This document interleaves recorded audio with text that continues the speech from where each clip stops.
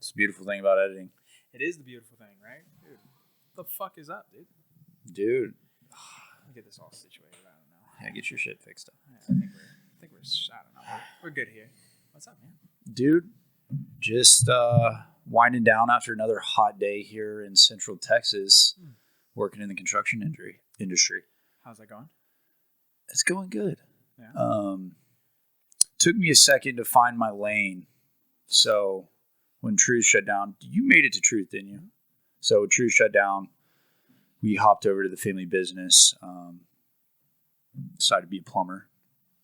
And so my first year and a half, I was out in the field, learning the 3 phases of new residential plumbing. So I did rough ins, top outs, and set outs, and then some utility work for the connecting the sewer to the city tap, and then a little tour of service, the service department, and going in people's homes that have already been completed and fixing their plumbing needs. And then I went in and estimated for a little bit and figured out that. Turn that on. My bad. We'll get rid of that. Figured out that a computer job's not for me. That's fair. I lack computer organization skills. Organizational skills, like how so? I'm not very good at Excel. I feel that. She's a wizard over there, dude. Wizard. I believe it. Yeah, I believe it. She built a whole. That's how this team works here. Yeah, you know what I mean. She does everything I suck at. She put together an inventory for the shirts, and so we know exactly how many shirts, like how many we have, how many we have total. Every time there's one that's sold, you can just put it in there, and it'll take away from the total inventory. Builds a little like cute little graph and shit. She got it dialed. Yeah, I could never do that. It would took me way too long. See, it took me like 18 YouTube videos, 22 hours. And that's what makes the best teams. Your weaknesses are her strengths. Test her Googling skills. Oh, even better. Give her something. Anything? Yeah, anything. You can find anything on Google or like. Pretty good, dude. You know, like young Jamie, she's young Taylor. Okay. So within seconds, it's pulled up. She's doing it with a baby. I guess he does it with Carl. So I guess it's kind of the same thing. She practically is Jamie. Yeah. I think babies are a little more work. I mean, babies are puppies. Just a little different. Just a little more maintenance. Yeah, just a little. Well, they're practically the same thing. I see where you're coming from. Kind of the same thing. I know. I see what you're getting at. Except human babies are far more fucking useless. Right. Way more useless. You can't train them to do any cool tricks in the first year of their life. You ain't training them to do nothing, man.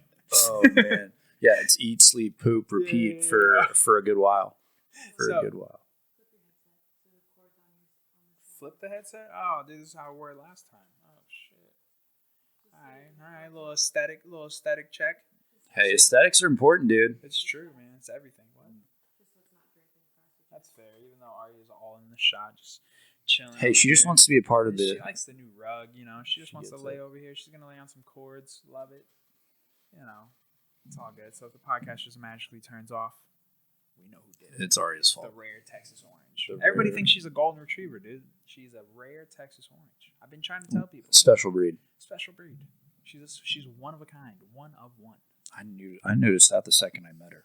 Dude, she's special. Took her out to the ranch. She did go, yeah. Had a good time. You could tell she was really happy. Just out there running around. She loved it. She was not a fan of the. Actually, no, she didn't care about the rifle going off near her. We were actually kind of surprised. That's right. Yeah. We're shooting suppressed these days. That makes it a lot nicer. You know, that less of a bang. Such a pop. Such a beautiful weapon. Oh, I know. I know. Smooth. We've taken a lot of animals with that thing, from foxes to mule deer and everything in between. Yeah, y'all have quite the biological land out there. No, dude, it's a beautiful place, dude. It's been a crazy season. I wish I got to spend more time out there, but we are rolling into hunting season. Yep. So, speaking of, I think we need to go back and find that access for you, dude. I would love to. Since we've cleared a lot of land. Yeah. And the axis on that property, like the thick cedar and shit. I don't know why. but we've cleared a lot of it out. So I think they're going to be a little more accessible next round. Oh yeah. So Dude, let me know. And we might have to do the spot and stock approach again. Let me know. Stay mobile. I'm down. We got to get you your first kill, dude. The freezer's ready. I know. The freezer's ready. I'm ready. All I ask is you cook me some. Oh, dude, you already know. I would love, bro. Dude, you don't need a hunting. Imagine? Oh, I don't. You don't have to get a hunting license. It's considered an exotic. I don't know what that means. So it's a non-native species. Okay. So anything in the state of Texas is not considered a native species. You don't need a tag for indoor license. How does that work? You gotta stop hitting the table. Oh, I'm sorry. We just talked about it. Damn it, I know ADD. I'll start tapping my foot on the ground or something. Until we can fix that thud. I know. Can't touch the Damn table. it. I know. Audio's a bitch, bro. It is. Hey, audio is so hard to finagle. To tinker with. Yeah, because I mean, none of this stuff is, these are nice mics. Right. The interface is nice. Now, granted, there's only been 2 episodes recorded on the interface, and at this exact moment of the recording of this episode, neither of those episodes have been released, and so I'm very confident that the sound is going to sound much better. Mm-hmm. But it's still like we're in this open room. The guy who I was just talking to, he does music, and he was telling me how windows are the bane of audio. Like okay. It just something bounces. Yeah, something happens when it hits that kind of that's not material, but yeah, glass material. And so he's saying that audio travels in a linear fashion. So it's like that, right? You heard that just like thud. It bounces off the window, transfers back linearly, and it's just fucking just bouncing back and forth in this place. Hey, we're working with what we got. We need to get some blankets, maybe like some phone sound things like behind me. Dude, you can get soundboard. Yeah. It's not very expensive. You can throw that up You there. Get the foam ones for not bad. But like we hung some up in studio Truth. stuff is kind of expensive. No, for sure. We hung some cheap stuff up in Truth, the group fitness room. It helped. And it helped a lot. Yeah, I know. We're thinking about like up here, putting some up there. Dude, this fucking fly is gonna kill me. Putting some up there, and then maybe some right behind me, to help with the sound. But it's gonna get better slowly but surely. Hey, work in progress, dude. If it was easy, everybody be doing it. That is true. You know what I mean? You're learning, having fun. And technically, since I'm past 3 episodes, that puts me already in a pretty elite crew. Right. And we're almost halfway to 100. Right. Which puts me, I think once you hit 100 episodes, you're in the 1%. So when this thing's huge and you have a studio dedicated to doing this, can I come back on? You can come back on tomorrow if you want. Okay, cool. Yeah, we can just run it back. Run it back. Yeah. Bear Christianson, and then Bear Christianson Part 2. Cool. I like that. Yeah. I like that. Or we just sit here for 5 hours and we fucking hash it all out right now. Dude, whatever, man. Dude. Well, let's get as deep as you want to go, bro. I love it. So hunting. Actually, let's go back to the family business first. All right, let's do it. You've had some life changes. Big ones. Right? For sure. So I guess for those who don't know, talk about Truth Fitness. Cool. And quick background on me. Okay, I'd love to talk about Truth. If I get a little upset, it's okay. To be honest with you, I could. That's a part of my life that still pulls on the heartstrings a little bit. Brandon already cried first. So okay. Yeah, right. Your tears have already been shed. Cool. You're good. Cool. Quick background on me. Born and raised in Austin, Texas.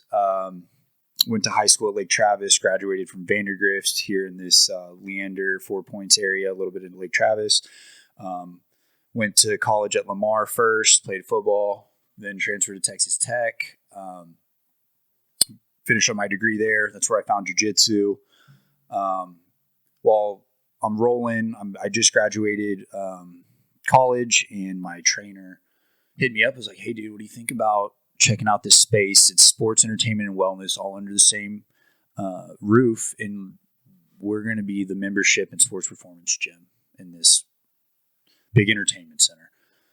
And at the time, I thought I was going to go do commercial real estate. I got my real estate license when I was finishing up college, and I kind of did some soul searching, talked to God about it, and what was overwhelming for me was, man, if you can run a gym, because that's all I knew from like these extreme football programs that I was at Lake Travis and Vandergrift and then playing in college. Like the gym was a very comfortable place for me. Sure.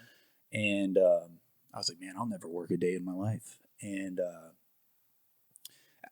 right before I left college, one of my longtime friends, Shadi Assad, was working the door at Chimmy's, and he was telling me how he was working on his NASM and like wants to be a personal trainer. And so COVID happens and they send us home, and then this gym opportunity comes, and I call Shadi up. I'm like, hey man, what do you think about joining this team? And like, you want to open up a gym together? And he's like, hell yeah, brother, I'm in. Let's go.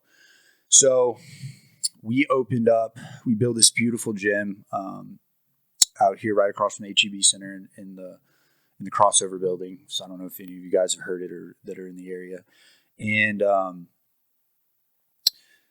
we opened up the first month. Governor Abbott came back out and said, look, if you feel comfortable with being 100%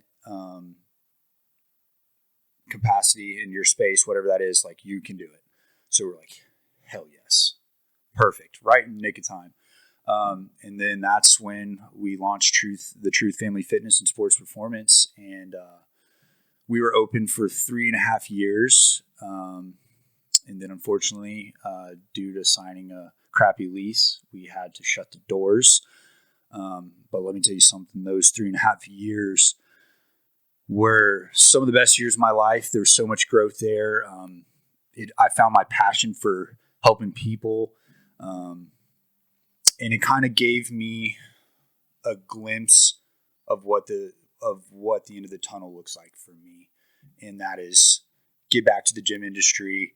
And just because of the way I was able to touch the community and help people, like genuinely, because I think that's what God put us on this earth to do.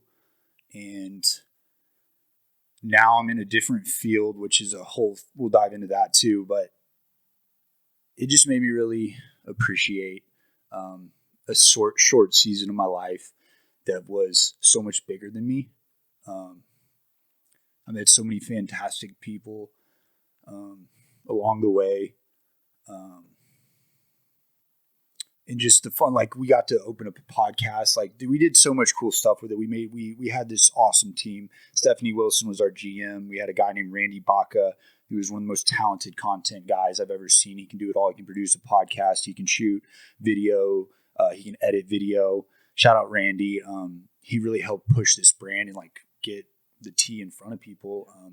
We just built this special team, and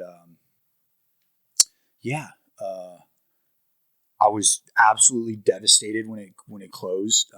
To be honest with you, I'm still kind of coming out of it, and there's a bunch of issues with identity when you felt like you were doing what the Lord put you on this earth to do, in these bullshit circumstances took it away from you. Made me reshape my mindset and attack life in a different way that at the time I was devastating, but now I'm really glad because I know where I want to be when it's all said and done. And I feel like I went into more of a season of sacrifice because this feeling I got from giving back and helping people, I can do that at a larger scale if I dive into what I was born into, which was I come from a long line of hardworking blue collar men that are in plumbers and HVAC guys. So that's where I'm at now. And what's the famous quote? It's like you can either be sad that it's over, or you can be happy that it happened. 100%.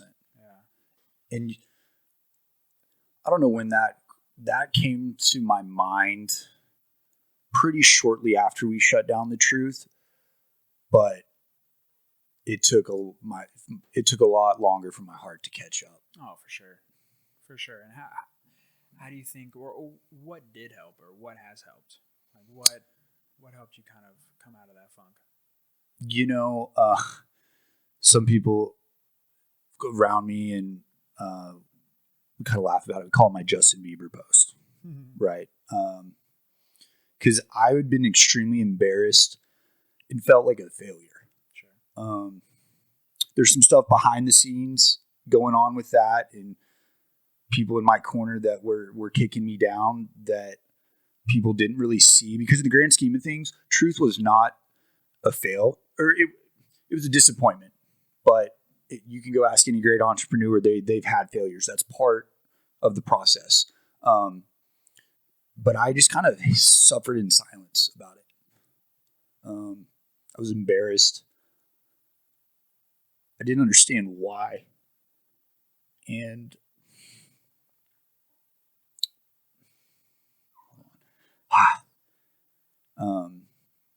I didn't really understand why it had to happen, but once I made that post and kind of addressed the things I missed doing, and it kind of started to really like set me free from it. And a lot of those people that I formed these great relationships with were reaching out that I hadn't talked to, telling me, reminding me what the truth was to them. So kind of like just brought me some peace, just kind of no longer sitting in silence about it, but owning it and missing it. And then you compact that with having a child out of wedlock. So that's a whole thing I can't wait to talk about. It's been incredible being a father, but all that stuff stirring up, and I just finally had to put it out there. But I think a lot of it was self-inflicted. I sat in it and tried to avoid it a lot. Maybe to some people that were super close to me, but not truly to myself and to the little following that I do have around here. Sure. You know what I mean? Yeah. Is there a way that you would have done it differently? Like if you could go back now, or if there's somebody, who's listening who's maybe going through something similar, maybe they had something, their purpose kind of not necessarily taken away, but it's taken a hiatus. Right. A little bit of identity crisis come and hits you from some angle that you didn't expect. Yeah. Is there a way that you would have done this differently? Yes. I would have figured out, however, I think it's different for how people need to own it to themselves. For me, it was just going on and addressing it to the people that have been peeped into my life, right? To some people, it may be go tell your mentor that you're scared of, that you never want to let down. Figure out the best way for you to understand that it was just a down spot in part of your journey. I think if you're a person of faith, lean in hard there. You find a lot of peace there, because I was trying to put everything on my shoulders, and I put everything on me when there was a lot of variables involved in. So I guess my advice would be figure out how to come to terms with what happened, and that you're not a failure. Failures are people that quit. You know what I mean? If you never quit, you're going to make it. There will be success at some point, and that's kind of cliche, right? It's and it's so much easier said than done, but it's the truth. And you hear it from guys like Hermosi, don't quit. And it kind of makes me think of one of the first things jiu-jitsu taught me was I came in as a linebacker, 215, 220 pounds, and I had some dude that's 5'5", 155 soaking wet, tie me up, make me tap out 6 times in a 5-minute round. And I remember thinking, I was like, look, you're gonna have to fucking kill me before I quit. So ultimately it comes back into your fight or flight sense. Lean into your fight, because I think everyone should do what they're passionate about. And if it means something, if it means enough to you, don't quit. Yeah. Keep fighting. Absolutely. Never out of the fight. You know what I mean? Yeah. So anybody that's going through identity stuff and there's been a major or minor setback, give it to God. It's okay to sit in it, but make sure you make a game plan to how you're going to get yourself out, and try your best to be optimistic about it all, because there is light at the end of the tunnel. You may not see it, but I promise you it's there. Absolutely. And what's the alternative? You can soak in it and live in it and be unhappy, be miserable. For sure. Give up, like you said, right? But there's always two choices. It's either that or turn it around, like you said. Flip your mindset. Look at it the other way. Be happy that it happened. But you also, I believe that you have a path to get back to it. 100%. And I know that you're going to get back to it. 100%. It was a beautiful facility. It was, man. It was so nice. It was it was. It was beautiful, man. People just loved coming there to hang out. Yeah. And the culture, dude. Yeah. That's what I miss the most is the culture. The people that would be there on a day-to-day basis, my young bucks that were in high school that like we got to help raise up and finish those teenage years and help them mature and you know, just kind of mentor them, you know, and give them confidence and other skills that they need to go on and tackle the world, leaving the nest, man. Like, just, it was so fulfilling. Just good for the soul. Yeah. Fulfilling is a good way to put it. It's important. Like, it's important to have purpose, to find purpose. You know? 100%. And we're very fortunate we have found things that we love, that we really, really enjoy. And, you know, I've been thinking about this a lot where I feel like, you know, everybody starts that way until about college, right? Right. Everybody finds something when they're growing up, right? Whether it's, you know, dancing, whether it's gymnastics, whether it's jiu-jitsu, whether it's football, whether it's whatever it is, right? I think everybody finds something that they initially love. And then they, you know, whether they go to college or not, after high school, I feel like a lot of people then they stop trying to find things that they really love. And then I think people start to get real resentful. They start to get really upset. That's how you get people who are fucking arguing with each other on social media. Because you have to be fairly unhappy, or I mean, most of them have to be fairly unhappy in order to sit there and do that all day long, or even to go to work and then come home and then to do that after work. Like if you go to work and you have a job that you're grateful for, but you know it's not something that you want to do, but it pays the bills, you gotta go, and then to come home and then to still do a bunch of shit you don't want to do, that's rough. You know, you gotta keep looking for stuff, keep trying things. There's one thing that we talked about last week with Dayton was that I always admired his ability to put himself out there and to constantly try different things and find things that he loved. Like he very quickly went from football to rugby to boxing to MMA to pro wrestling. And you could look at it as like, oh, you know, he's just jumping from one thing to another, but he's constantly putting himself out there and he's constantly putting out feelers and trying different things. And now he's found that thing that I think it's his thing. Him perfectly. It meets his personality plus his athleticism, and that's pro wrestling. And so I think this is the thing that he goes. He very well could be his calling. Runs with it. He's doing damn good. So yeah, I mean, it's just it's sad to see people stop dreaming.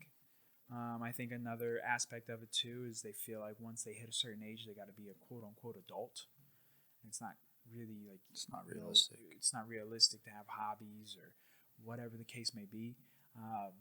But man, it's something I've always preached. It pays off to be a little bit selfish. In order for me to be the best spouse, to be the best father, I have to be the best version of me. And the only way to be the best version of me is to have things that I love, to take care of myself physically and mentally. You got to feed the mind, body, and spirit, dude. You have to. It's the only way then you can then give yourself and give the best self to the people around you who deserve it.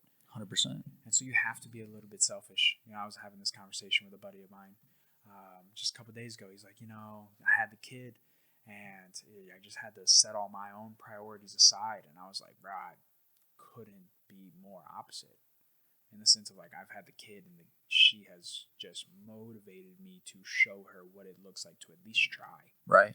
No matter what, whatever comes out of this, whatever comes of this, or whatever comes of anything I do fucking outside of this, competing in jiu-jitsu, coaching Muay Thai, any of it, right? All the things that I try to fit into one day. No matter what, I just want her to see somebody who is trying, so that even if like it fails completely, if she ends up making it, doing something that she ultimately loves, whatever that may be, then I fucking die happy. 100%. I'm with you. It's from the father standpoint too. It's like my daughter's going to grow up probably faster than I want her to, but it's like when she is old enough to look around, she's leaving high school, leaving the nest, like, but she can be able to look back and say, well, this is what my daddy did. You know what I mean? And I want that person and what I'm doing now to be somebody worthy of, to be proud of. Yeah. You know what I mean? And I think the culture we're in pop culture is kind of dampered what masculinity should be, in my opinion. And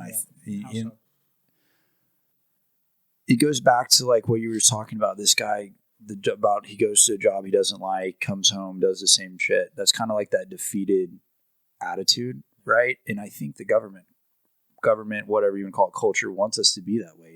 A nation full of people that are just workers, not free thinkers. Yeah, it's a lot easier to control, manipulate. Right, 100%. A lot easier to profit off of. 100%, dude. And so, and until recently, like jiu-jitsu and martial arts were kind of something that was just over there in the corner. You know what I mean? And I've learned so much about me as a man through those things, and now living in Austin and all this attention that's coming around UFC, that's coming around jiu-jitsu specifically in the martial arts world, like that has helped me so much battle things that I don't know how I would if I didn't have those. And I think there's more traction towards martial arts specifically now, but like at a broader macro level, the government doesn't want us to be free thinkers. They don't want us to be badasses. They don't want us to have all the guns in the world and climb into cages and mats and practice hurting people. You know what I mean? And like, to me, that's a man. Like Jordan Peterson said, like, a man that's not capable of violence isn't a good man. You know what I mean? And I think at the elites that look down at us like we're nothing, or we're below them, not nothing, but we're below them. They want us to be that sad guy that wakes up at 9, does his 9 to 5 for the rest of his life because they can control us, man. Absolutely. And so you're a lot alike in that athletic. We're blessed. We enjoy this stuff. Now we're fathers.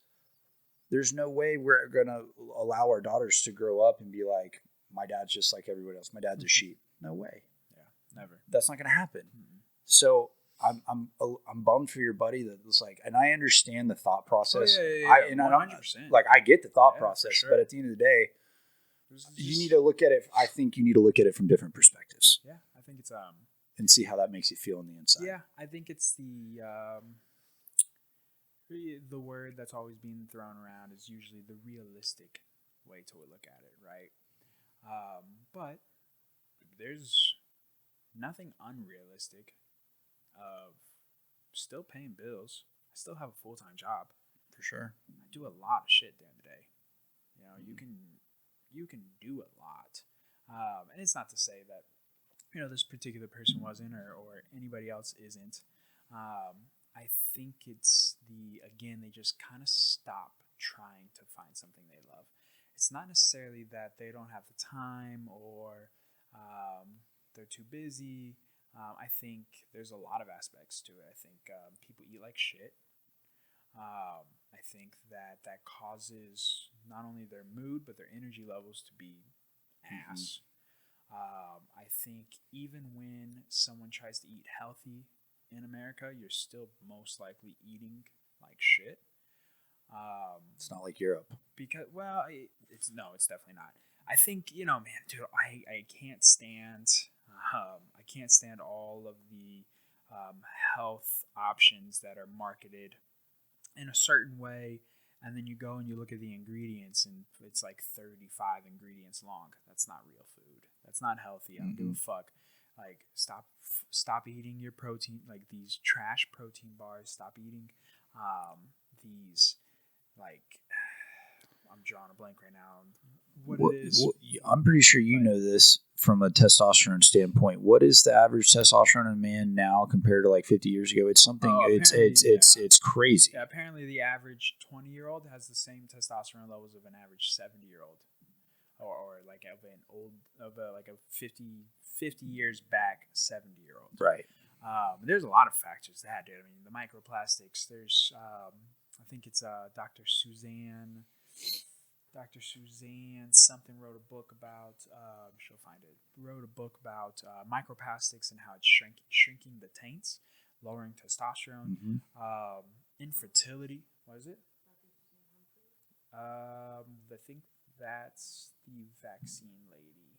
I could be wrong. Look up a microplastics shrinking taint author.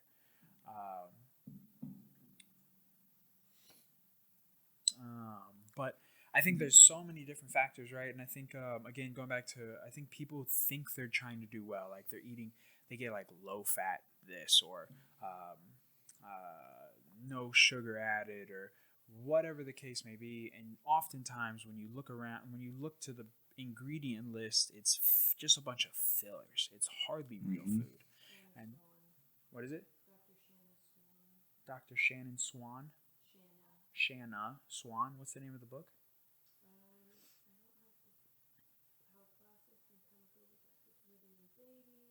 Can you put it on the screen? Yeah, here we go. Yeah, Dr. Shanna Swan. Yeah, so she was on Joe Rogan. Yep, I think that's her. Yeah.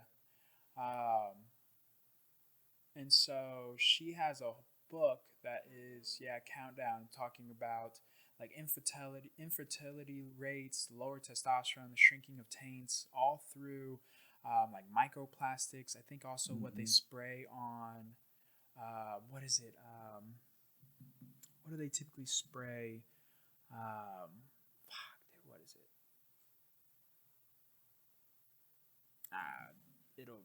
It'll come back to me. But what I'm getting at, in short, is read the fucking ingredient label. If it's not real food, just don't eat it. Like if you read the ingredients and it has fillers and trash in there, you're not getting actual food.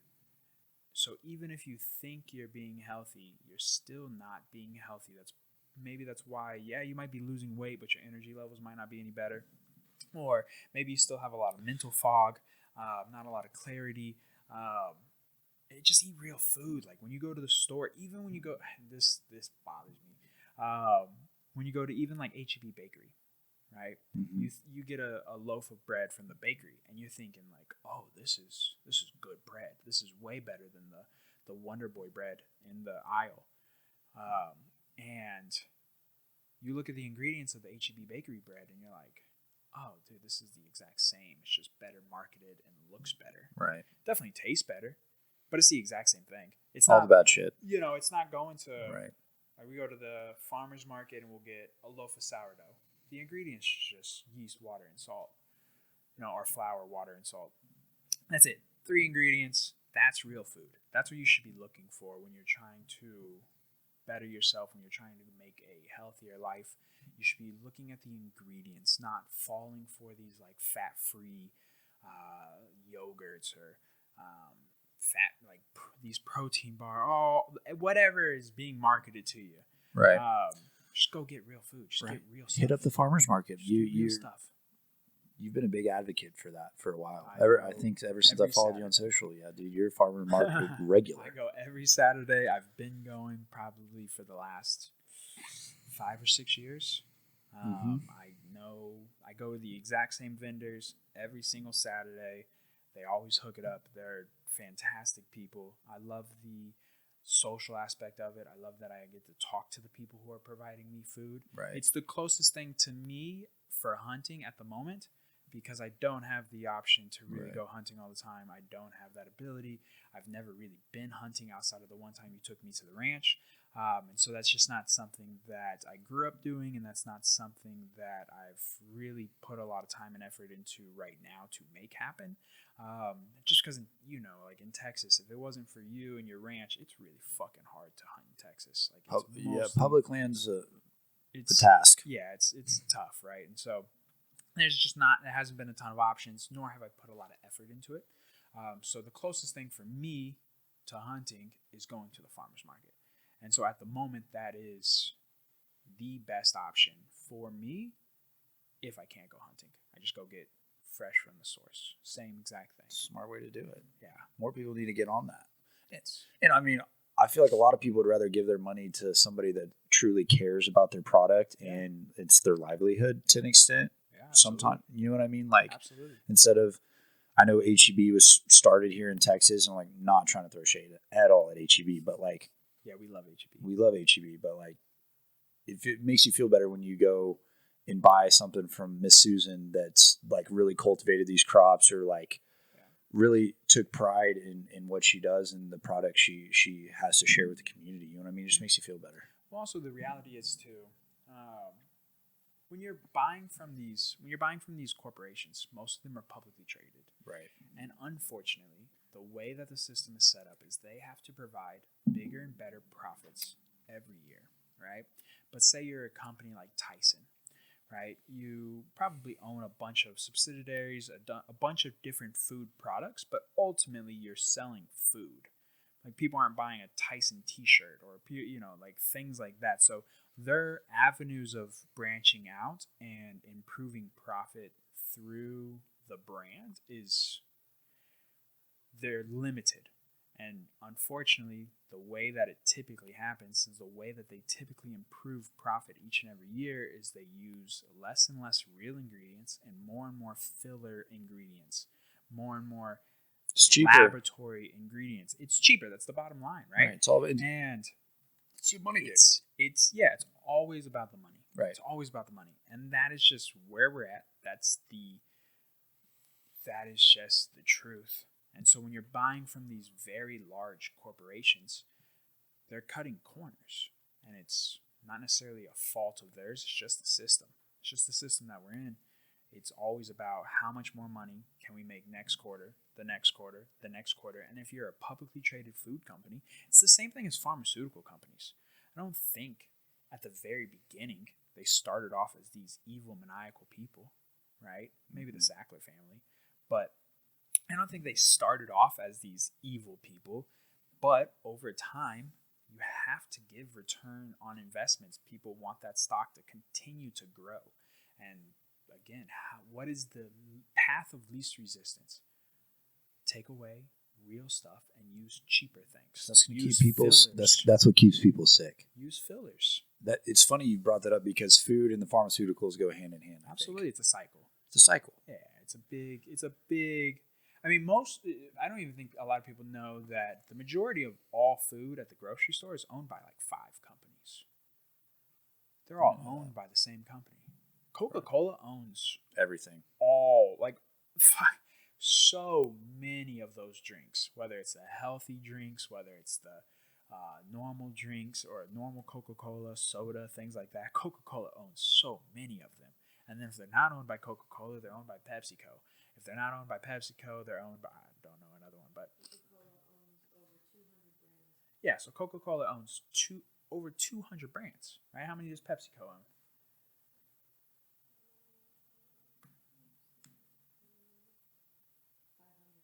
500. Jesus Christ. I did not know it was going to be. Wow. I would not have expected PepsiCo to own that many more than Coca-Cola, but Gatorade, Lay's, Tropicana, Quaker. Yeah. And so PepsiCo, like you just mentioned, they now own Lay's. They own, what was the other ones? Tropicana, Gatorade, Quaker Oats.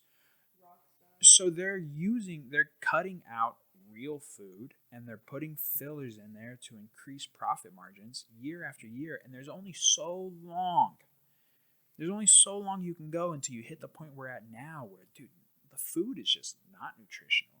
People who... Isn't RFK on this? Supposed to be on this? I mean, I think I think there's so much to unfold. There's a lot to unravel for sure. And I think what was the red dye? Is that Yeah. the first? Yeah. I was one of the first ones to go, right? 'Cause Right. The links to, I guess, ADHD. But even, they don't even get me started on like ADHD. But it's just the nature of the beast, and it's where we're at. And people are, people still believe that you don't need to supplement, and that as long as you eat a balanced diet, you're going to get all your nutrients. And yeah, if maybe if every food that you eat is 100% real food, then yeah, maybe. But 99% of people are not.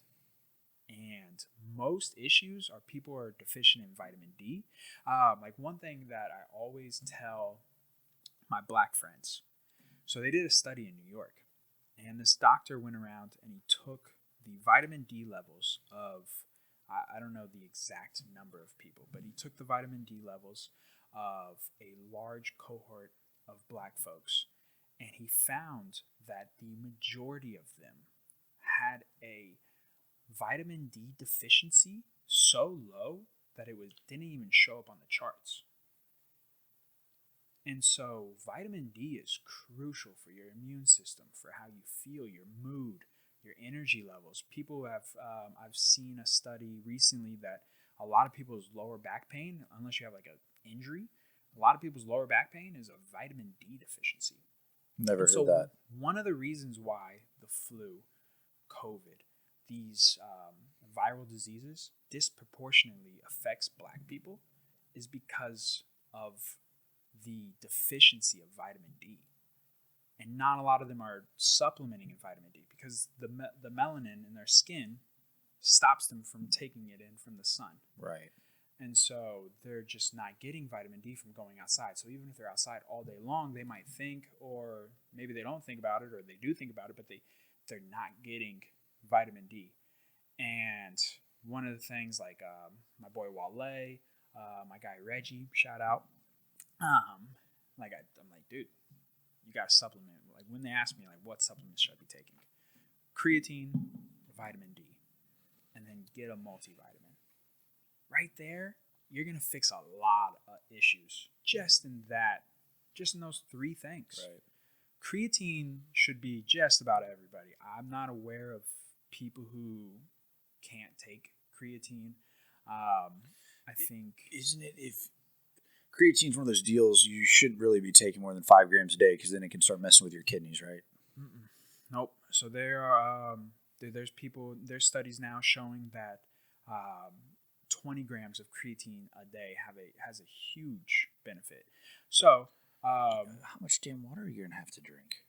See, dude, creatine is the most studied supplement of all time. I know that. And so what they're finding, or what they've, I think Andrew Huberman covered this not too long ago, is that if you have a day where just you just slept like shit, they say wake up, 10 grams of creatine, boom, straight to the dome, first thing in the morning.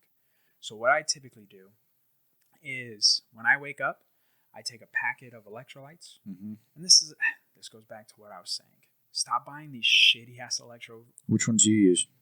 Ultima? Redmond's Light. She'll pull it up on the screen, but I use Redmond's. I use their cooking salt as well, and the electrolyte powder is literally their cooking salt. Yeah, this stuff right here, y'all. Shout out Relight, man. What differentiates them? The biggest thing for me, again, goes back to those ingredients. The biggest thing for me is that it is. It was on the page before that. Right there. The biggest thing is definitely the level of sodium. You want to make sure that you're getting anywhere from like 800 to 1,000 milligrams of sodium. A lot of these electrolyte powders, dude. My buddy was staying with us. Excuse me. My buddy was staying with us, and he bought an electrolyte powder from Whole Foods. And he just briefly looked at it, and he brought it home, and I was looking at it, and I was like, dude, this only has 200 milligrams of sodium for a scoop. And he had 400 milligrams for a whole scoop, and he was only doing a half. And I was like, dude, that's doing nothing for you. He trains jiu-jitsu 7 days a week, trains sometimes twice a day. I'm like, dude, you need almost probably 2 scoops of 1,000 milligrams of sodium to really rehydrate yourself. People, I think a lot of people know this now, but it doesn't matter how much water you drink. Water is not necessarily what is hydrating you. What's hydrating you is salt, magnesium, potassium, electrolytes. That is what is really hydrating you. So if you're working out a ton and you're not taking in extra salt, you're probably dehydrated, and it's probably one of the reasons why you still feel like shit. So how many grams of creatine you're taking a day? I'm running low on my supply, so I've been doing 5 grams. Okay. But when I'm up on supply, usually 10 grams or more. And so you're saying since you use these electrolytes, like you're not locking up when you're rolling? Hell no. Cramping does not exist. Because I know so many people who cramp when they're rolling. And I'm like, dude, what do you like? When I was taking 5 a day, I feel like I was still definitely using electrolyte packets. I can't remember which ones they were. I think they were Tony, what's his name? UFC fighter, Tony Ferguson's little electrolyte deal he had. So I was like, oh, these probably work. I still think I was using those, and I remember like I could feel it, like my starting to lock up, and I was like, yeah, I don't know if I like taking creatine when I'm rolling all the time.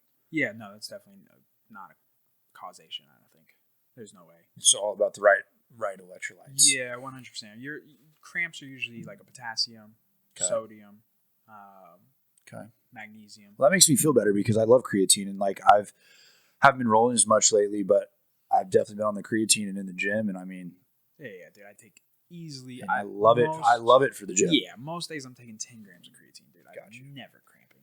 I'm not cramping. I'm not holding water either. That was such 2000s information. Like that's just, we know so much more about creatine now.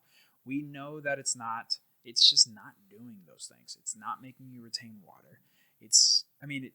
Technically, yes, like it's sending more water to your muscles, but it's not making you bloated like in your gut, like we used to think. Like we used to think that if you took HCl, creatine HCl, that it was better for you. And then just monohydrate creatine, 5 grams a day is perfect.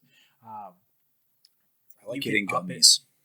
So, the thing with the gummies is that you don't know what those dosages are. It's just like a weed gummy. Some days they fucking bang, smack you in the mouth. And then some days you're like, oh, that was a dud. It's the same thing. The dosing is always going to be hit or miss. Old fashioned, scoop, scale, put it in your water, right? So I wake up, I do a scoop of electrolytes, and I do 5 to 10 grams of creatine first thing in the morning. I try to do it even before. You on that magnesium? Caffeine. It's in the electrolytes. But yeah, cool. I take a magnesium supplement as well. Typically, if I take magnesium, I try to do that before bed because that helps with the sleep. Right. So I mean, with Taylor, dude, you can ask her. She was like, "You tapped into the colostrum at all too?" I haven't. No. Dude, colostrum, you'll feel the effects. Your mood, like you should try it. What's the good brand? Cowboy Colostrum was really good. There's one. What is colostrum? Can you pull it up? I'm gonna botch this. I don't want to speak on something I'm not too sure about other than Kenna got me on it and whoa, this thing's tweaking out on us. Let's try that again. Yeah, the Arma. There we go. The first part of breast milk. Yeah. Oh, that's right. Dude, I just been drinking breast milk. How's it taste? I heard it's really sweet. Bro, it tastes like the milk after the cereal's gone. Dude, that was my favorite part, especially a little Cinnamon Toast Crunch. Bro. So we got some breast milk. We can do breast milk shots right now, bro. Get that breast milk shot. Get that colostrum. No, I've done the Cowboy. The Armas I heard is really good too. Can you pull up all the benefits to it? Yes. Shit's kind of expensive too. Yeah, I was about to say that's an expensive supplement. Let's see.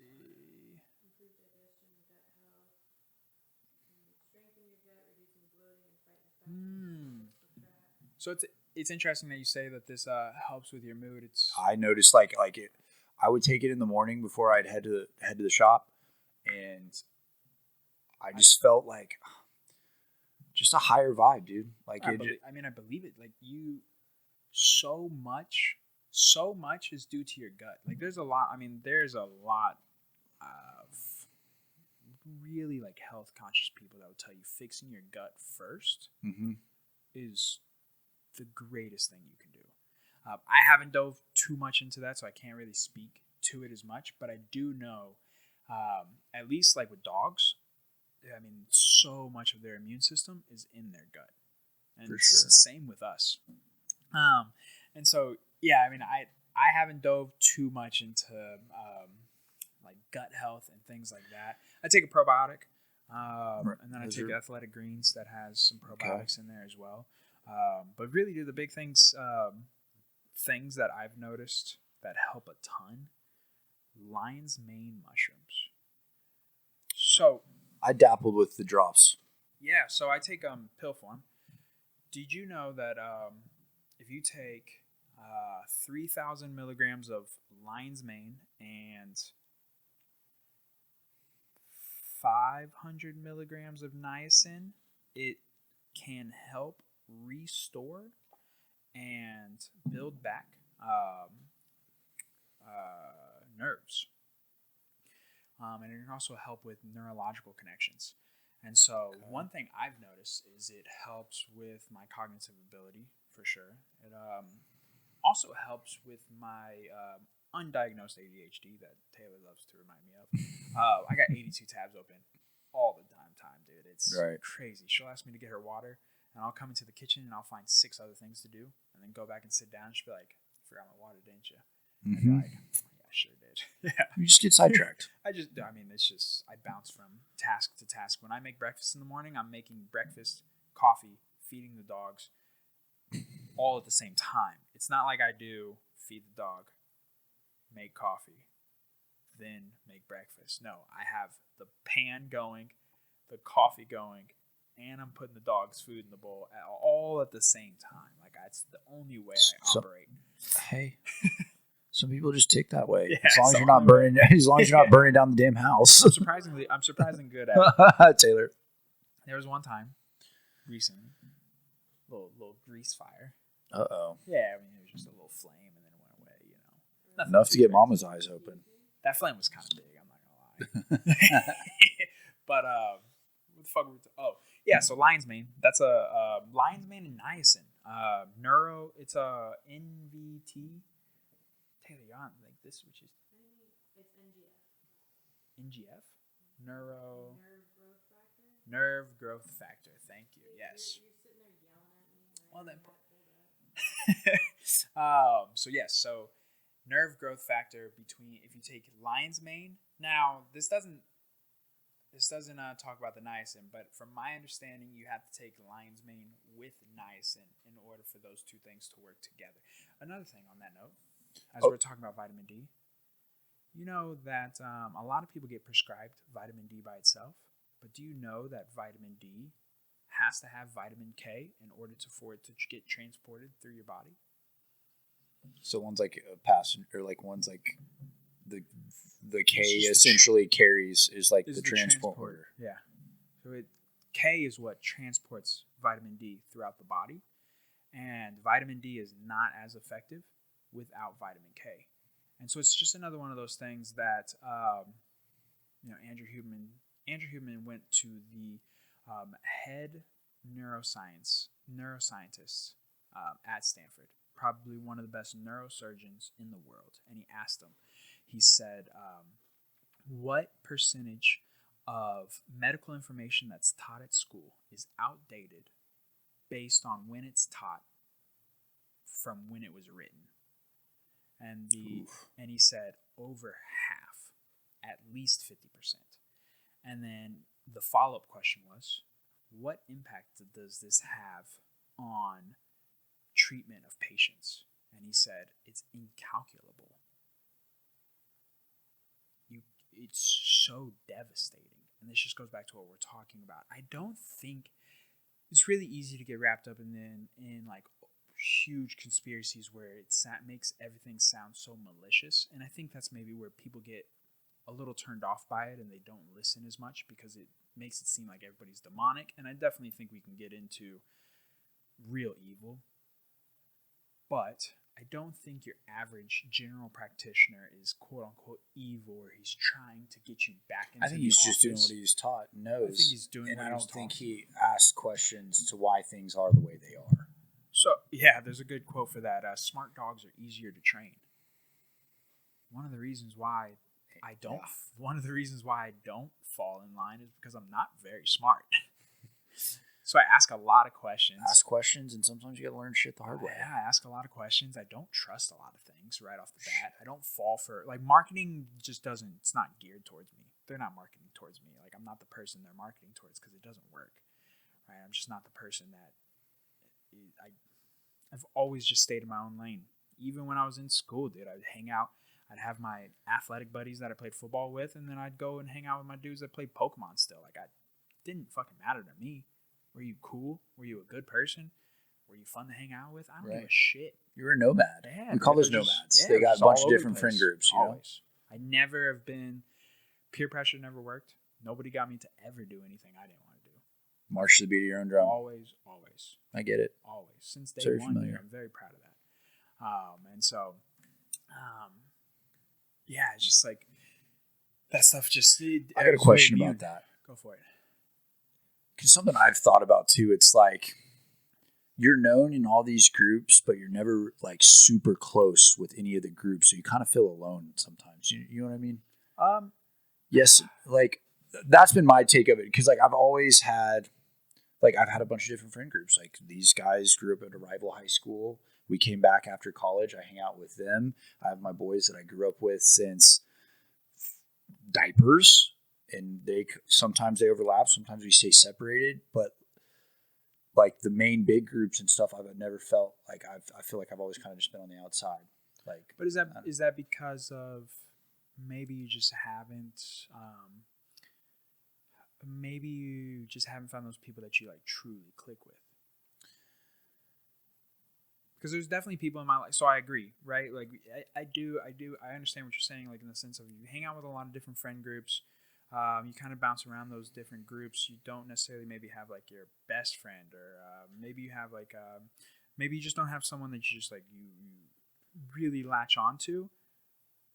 But I am fortunate, and I do have those people. So, and I'm glad you brought that point up. There are a few people that I like. You know, I think you've seen this kind of recently going around on different podcasts. Is you gotta have a confidant.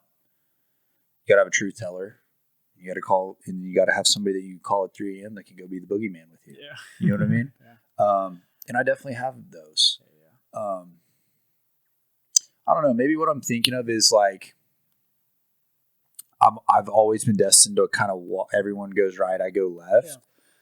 But I think there's still a part of you that thinks about going with and being in the loop, being in part of the big social plans and shit. Or is this I don't know. Or is this your desire to still fit in? I think, yeah, to an extent. You know what I mean? And like, I think maybe that's resurfaced recently because of the identity stuff. Sure. That's what I was gonna say. Yeah. Yeah. You know, I think that's more what it is, because in the reality, dude, as long as you have those 3 guys, you don't need a fucking huge group of friends. Because not even just that. I think it's even more simpler than that. I think even without those three people, I think it's really just being comfortable with yourself. For sure. Again, it goes back to being a little selfish in the sense of you have to love yourself first. You know, it's a very cheesy quote. If you don't love yourself, you can't really love somebody else. It's really true. I've struggled with that, right? In these last few seasons, and, yeah. and I think you're spot on. I think that you have to really be comfortable with yourself. And I talked about this a few episodes ago. One of the reasons why I quit the podcast is because I wasn't as comfortable with myself as I needed to be in order to do this. Because I got in my own head, right? It wasn't I had a bunch of excuses for it, or things that I perceived differently of other people, but it was just things that I was making up, right?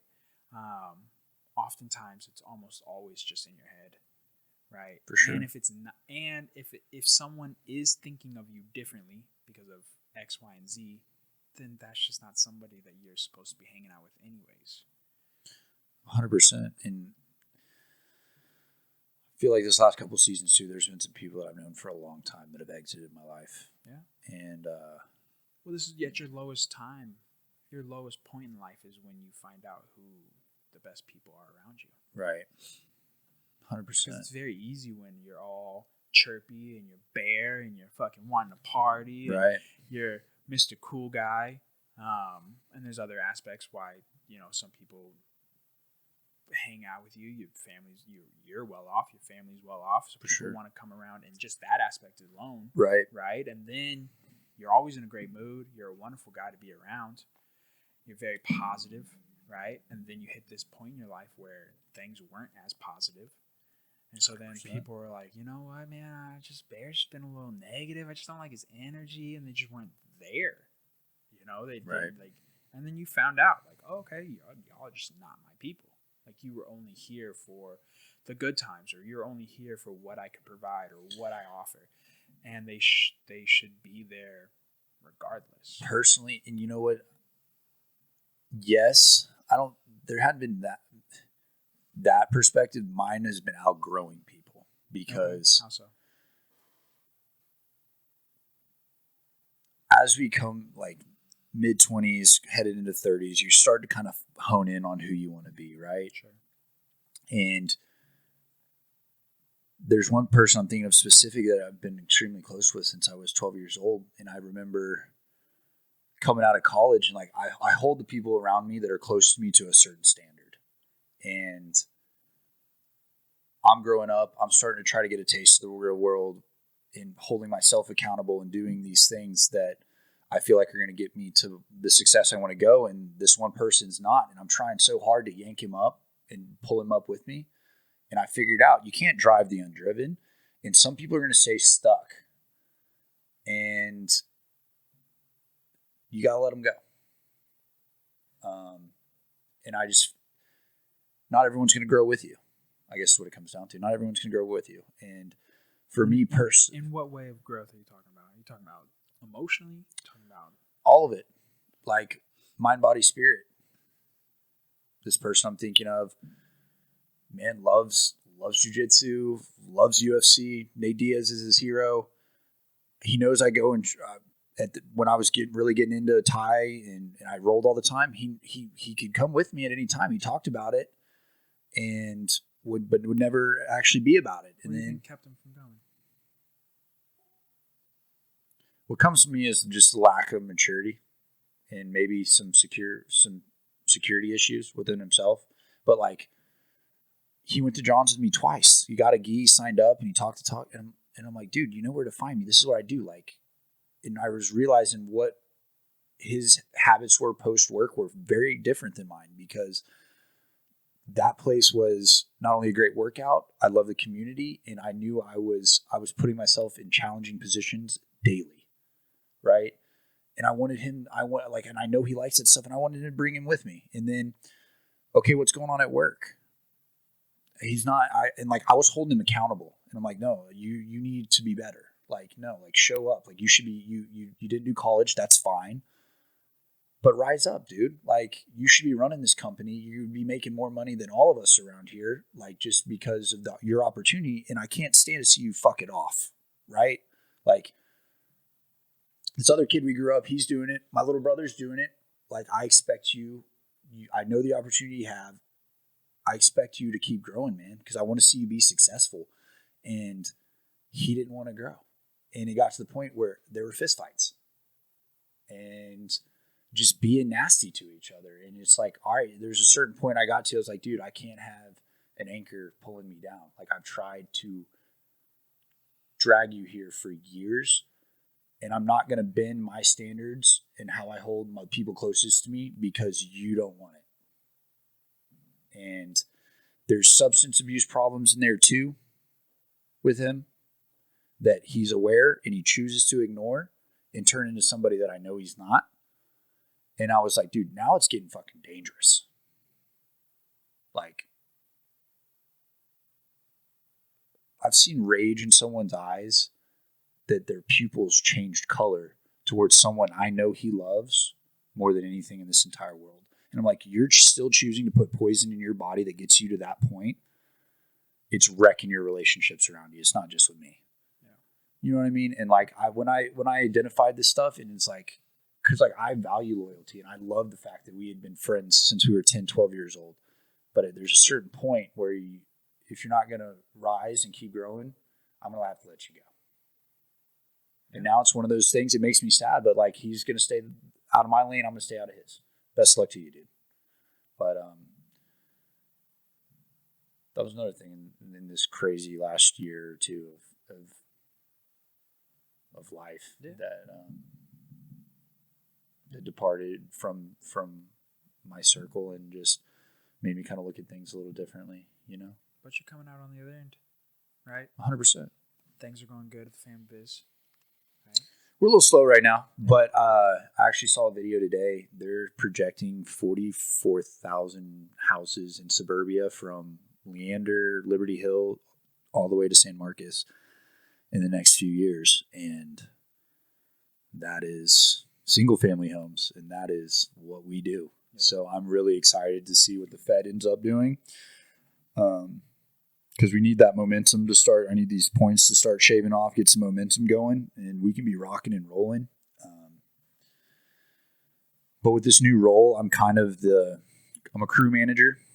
And so my job is make sure my crews are keeping their licenses active, finding new crews. But something that's kind of relatable to truth is I get to find the next plumbers, and I get to bring in these apprentice plumbers and see if they got it. You know what I mean? What we do is, it's hard work, man. You got to be willing to get in a ditch, get your hands dirty, and it's going to be 2, 3, 4, 5 years of hard manual labor, but it's not, knowing plumbing is not hard. It's the labor that comes with it. And if you're willing to put in that amount of time and you have any sort of entrepreneur skills, you're gonna go be able to conquer this world and go do what you and your family, whatever your wildest dreams and aspirations are, because it is extremely lucrative. The average age of a plumber in the United States is like 46 years old, and there's only 500,000 of them. Yeah. You know what I mean? My challenge now is like, what kind of content do I put out? Because I miss doing that, to get these kids' attention to like at least want to come try. You know what I mean? Because now that mentor kind of feeling that I had from Truth is, my uncle's my direct boss. He oversees the plumbing department. He's kind of let me loose and like, let's roll kids through here. Let's find out who wants to do this. And like, nothing brings me more joy than to give a hungry, driven kid an opportunity and help him succeed. Yeah. Okay. You know what I mean? So if someone's listening now and they want to give this a go, how can they go about that? Okay. They can, so if you want to become a plumber, you got to get your apprentice card. It's the first thing you got to have. So you just go on the Texas State Board, apply to do it. You got to go to Identigo, put in your fingerprints, give your fingerprints. In about 2 weeks, you'll get your card in the mail, and then hit me up, and we're going to see. We're going to get a temp agency involved that way, because there's a lot of paperwork, and I want to cycle kids through, and it's not because I want to just like give them hope and then get rid of them. It's no, I want to find who the best is, because I'm the 4th generation in a successful company, and I'm not going to be the one to mess that up. And I also want to be the best, and I want to find the guys that are hungry and want to be plumbers, man, because that is a business that will always be around.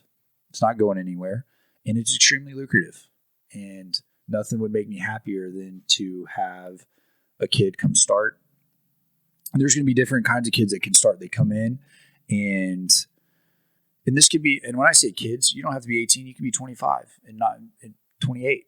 whatever. If you're willing to sacrifice 4 to 6 years, because in 6 years you can have your master's license and you can go start your own company, run your own crews, do whatever you want. But like, there's going to be kids that come in that are great laborers and understand it and can handle it. They're going to go on to run a crew that will turn into a subcontractor, and they eat what they kill. More how like they can, if they're doing roughs, the first phase, setting the pipes before the foundation's poured. Shit, I have crews that do 7 of those a day. And depending on how big the house is, that's anywhere from 250 to 450 a house, and you're doing 7 of them a day, right? And then you get so big enough, you can get crews underneath you working for your subcontracting business, right? Then we're going to have plumbers that can come in that are really smart, good with people, willing to learn in the field, and they're going to go be superintendents. They're going to go make sure the work's checked, right? Then you got other guys that are good with computers and have done the work and understand the industry that can go be estimators and then hop up into management. I mean, there's a lot of different areas you can spread out, but regardless, it's going to take 4 to 6 years of work to get your master's. And once you do that, man, sky's the limit. Sky's the limit. Oh, yeah. Yeah. So I just love building people, man. And I don't know if you ever heard this, but you were close to your grandpa, weren't you? Yeah. I mean, I would say we didn't get to see. I never got to really see like outside of my immediate family that often. Just because we moved around so much. Okay. But yeah, we definitely talked all the time. Something I learned through therapy, actually. Usually you're a lot like one of your grandpas. And I've been told. So my grandpa that started, or was the first generation in this company, man, his work ethic is second to none, man. I'm pretty positive that man is going to pass. He's going to pass on to the next world in his boots, shoulder to shoulder with one of his workers out at the ranch. Like, dude's 80 years old. All he knows is work. And I feel like that's a lot like my little brother. Like, he's got this great, like, this is what I'm not going to screw this up. Like, work. Put on your Red Wings every day. Let's work. And then my grandpa on my mom's side spent 25 years in the Marines, and he was a drill sergeant. And all he did was knock them down to build them up. And I think that resonates with me a whole hell of a lot. So I'm feeling extremely grateful to this new role that I'm in at work, because I want to do that. I want to help these kids become better men. I want to give them opportunities. I want to see them fucking win.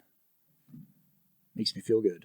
Yeah. You know, my first example of that, and when it's making me start realizing this, we got a 20-year-old kid. His dad is one of our estimators. His dad was in the field for 6 years on a top-out truck, which is the second phase, which is when they're putting your gas, running your gas drops, putting your water lines that get to your kitchen sink, to get your lab faucets.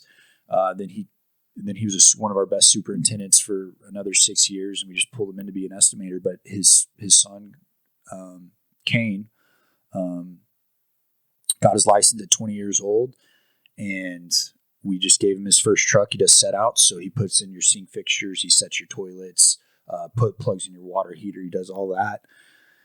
And I got to be the one to kind of facilitate the urgency behind that, because before that, he was on a truck with 2 other plumbers. And I'm like, why do we have a truck with 3 plumbers? Like, this kid's ambitious. I got to work with him. And I was like, Uncle, we got to get this kid a truck. Like, he's got his license. We have 3, like, we got to go. So I had to actually get rid of a guy our age that's a bum, and gave him this truck. And the kid was on cloud 9 when I told him, I was like, hey, you're up, set outs. Here are the keys. Let's make it happen. He's already doing 2 a day. He's been doing it for a week and a half. And the guy that he replaced couldn't do 1 a day.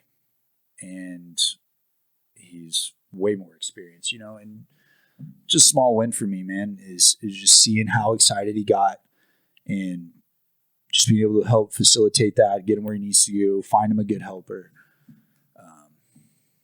It's got me, my spirits really lifted, because I sucked at estimating, and so I was down on myself a lot about that. I was like, where am I going to fit in?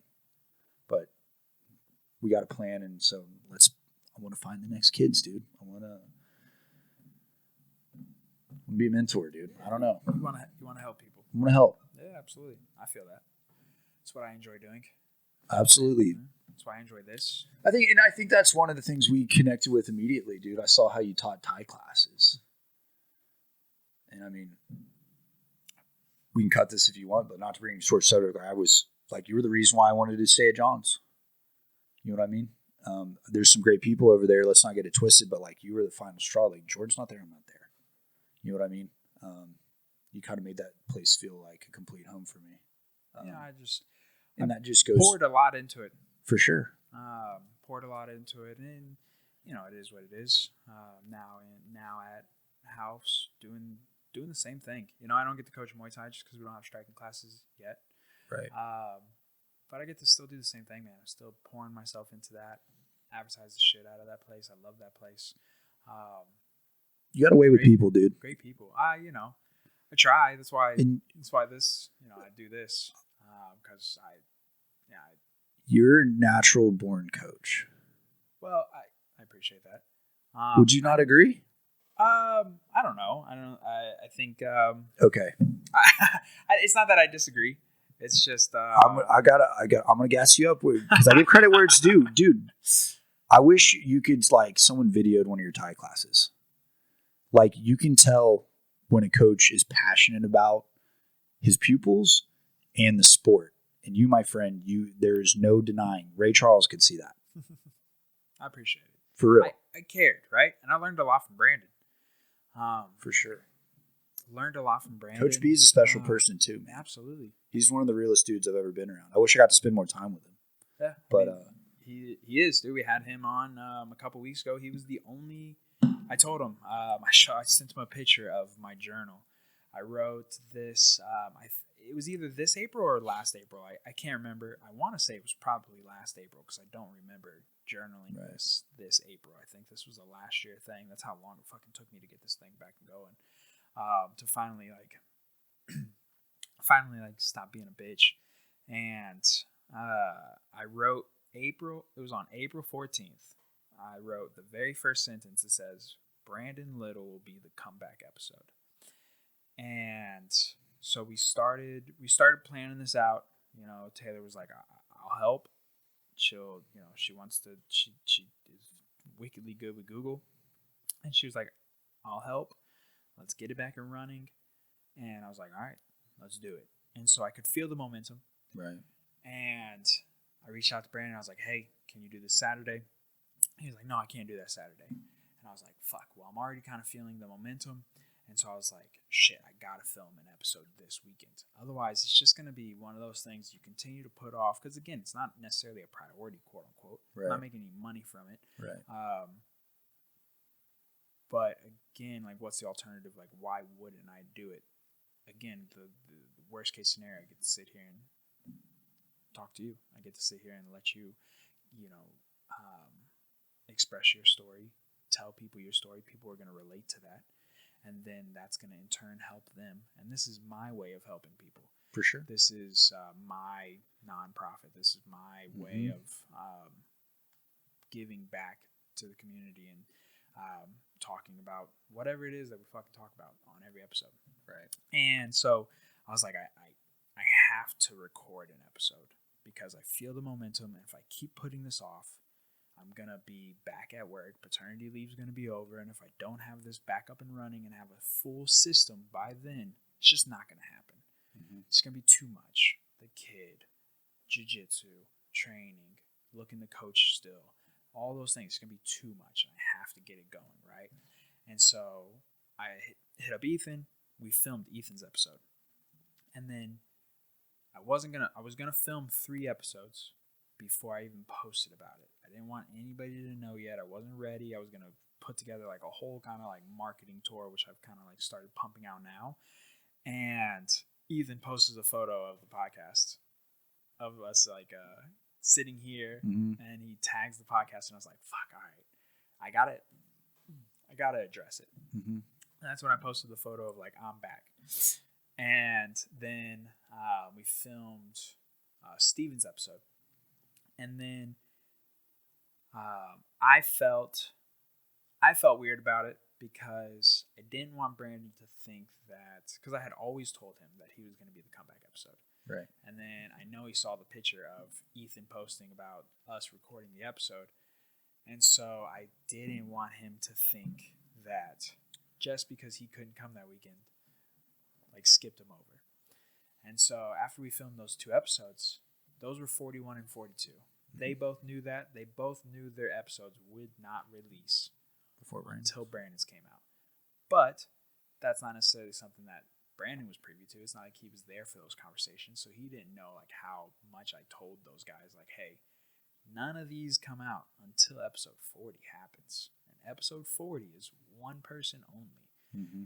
Had he not been able to do it, or had he decided that he didn't want to do it, I just would have started with 41. There would have been no episode 40.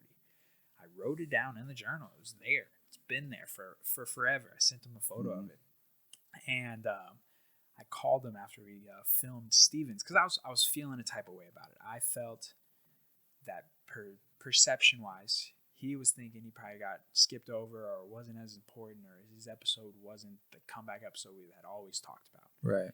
And so I called him and I was like, hey, I want you to know that you're episode 40. You're the only person who's going to be episode 40. You are the comeback episode. And he was like, I really appreciate that. And then nonetheless, we ended up filming the episode. Episode 40 came out, and then now here we are. Right, this is episode 44. But I had to. Brandon changed my life.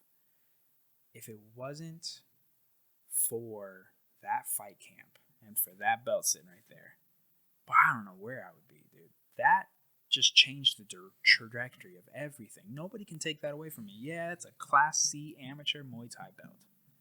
I don't give a fuck. I don't blame you at all. Shit. Bro, you hopped in a ring and fought twice that weekend. And knowingly put yourself in a violent situation. Yeah. After weeks of training. You should be proud of that. And it's no like, I'm not saying like, oh, this world champion, it's not even that. It's me versus me. Every time I compete, every time I do any of that stuff, it's me versus me always. I think a lot of people on the outside that don't train, they think it's about who can be more macho or who can be however they perceive it. The egos, they don't have a realistic. Their egos got them so above reality that they don't fucking know. It's just not that, dude. It's me versus me. I compete next weekend, September 6th. This episode will come out after that, but I compete September 6th, and again, it's just me versus me. I don't give a damn about the other guy. Like, I'm not competing against him. I'm just going out there again, show my just daughter, another round, dude. just to give something, something that I have to pass on to my daughter. Whether she competes in jiu-jitsu or mixed martial arts, or whether she wants to play violin like her mom, it doesn't matter to me. I just want her to see us trying to do something that we actually want to do. 100%. No matter what. That's all I want. Speaking of jiu-jitsu competitions, tell me about blue belt. I haven't competed at blue belt yet. Yeah. What biggest difference? The biggest difference is that like mistakes are punished quicker, right? Not as quick as purple belt, not as quick as brown belt, not as quick as black belt, but that is the difference of like when you're trickling up the belt system, right? It's the how bad your mistakes are punished, and then how small of a mistake is still punished. That's what it's like when you start to trickle upwards, right? Okay. I went 0-8, 0-7, 0-7 right out the gate, right? Because I still haven't even been training jiu-jitsu for two years. Right. My 2-year mark is not until next month. I hit 2 years in October, right? Dude, for under 2 years and already being a blue belt is pretty damn good, brother. I train 7 days a week. Right. I would hope that I'm making some kind of progress, right? And so I train a ton. I watch a lot of instructionals. I watch a ton of YouTube. Like I'm obsessed with jiu-jitsu. right? I think ultimately the goal would be like to coach MMA, Mm-hmm. but I'm a jiu-jitsu guy now at this point. Like I love striking, I love teaching Muay Thai, but I would love just every day. I want to roll every single day. There's not a day I wake up and I'm like I don't want to go to jiu-jitsu. That's just not. My body might say it doesn't want to go to jiu-jitsu, but there's never a day where I'm waking up and I'm like I don't want to go to jiu-jitsu. I have to force myself to take a rest day. Like tomorrow, I know I'm gonna wake up and be like, "Fuck, dude, I want to go roll." Just because I rolled today at noon, and so by the time class comes around tomorrow night, I'll be like, "Dude, it's been so long since I've rolled." Back on the mat. Right? And so it's gonna be it's always hard to take those rest days, but that's kind of the difference that I've noticed when you're competing at blue belt compared to white belt. White belt, you can make a shit ton of mistakes and still win if you're athletic, if you're faster, if you're stronger. Mm-hmm. Blue belt, it's less. Purple belt, less. Right. And so on and so forth, right? And again, the window of mistakes shrinks that the other person is giving you. Then you making a mistake is punished quicker. And so I started off 0-7, and then I got my first blue belt win. I almost let this dude break my ankle. That blue belt win. Straight ankle lock? Yeah, that blue belt win meant that much to me, dude. I was going to let him snap that shit. He didn't, thankfully. But he had me in a dirt. Man, I was beating his ass. Every second of this match, I was dominating this match. Mm-hmm. It's the match where I hit him with a double underhook slam. I kick his feet out. Almost like a lateral drop. No gi, correct? Yeah. Okay. Almost like a lateral drop. It was a double underhook. Kicked his foot out and took him over my hip. Landed in side control. And from then, that was like 10 seconds into the match. From then, completely having your way. Yeah, completely dominating, going from side control to north-south, back and forth, back and forth, back and forth. And he just couldn't get me off of him. I was determined. I was like, I'm winning this match. Because I had just lost the match before. So it was double elimination. I just lost the match before. The guy I've competed against 4 times. Backs against the wall. I've competed 4 times against this dude. Good old Ryan, man. And the first match in gi, he beat my ass. Points? Yeah, points. Or he didn't manhandle you in Spider Guard? I've rarely gotten submitted in competition. In gi? In no gi or gi. Okay. I've rarely gotten submitted. If I lose, it's usually by points. It's usually a mistake of my own. Mm-hmm. And it's usually just a miscalculation. And so I think that's what also drives me to continue to compete, because I'm like, dude, it's my fault that I'm losing. So it's like, I've got to fix this. Because again, I just take that and I apply that to life. If I can conquer that, and you can see solutions and not problems, you can do anything you want in this life. Facts. If you just stop finding problems and just find the solutions, just a simple mindset shift, you can do anything you want. It's really that simple. Life is that simple. Life is simple. Make it happen. Yeah. Yeah. I mean, it really is that simple. For sure. I think, what you're saying is make it happen. There's a million excuses you can find, or there's a million problems you can find. But if your mentality is, I only produce solutions, you make shit happen. Every time. And hard work pays off every single time, no matter how long it takes. And so dominating this match, I'm up 8-0. And out of nowhere, this dude hits me with an elevation, butterfly hook, elevates me into Rami Ashigarami, and just applies a mean footlock out of nowhere. Like, this is the second time this has happened to me. There was one time at white belt. I'm up 16-4. And I'm better at jiu-jitsu.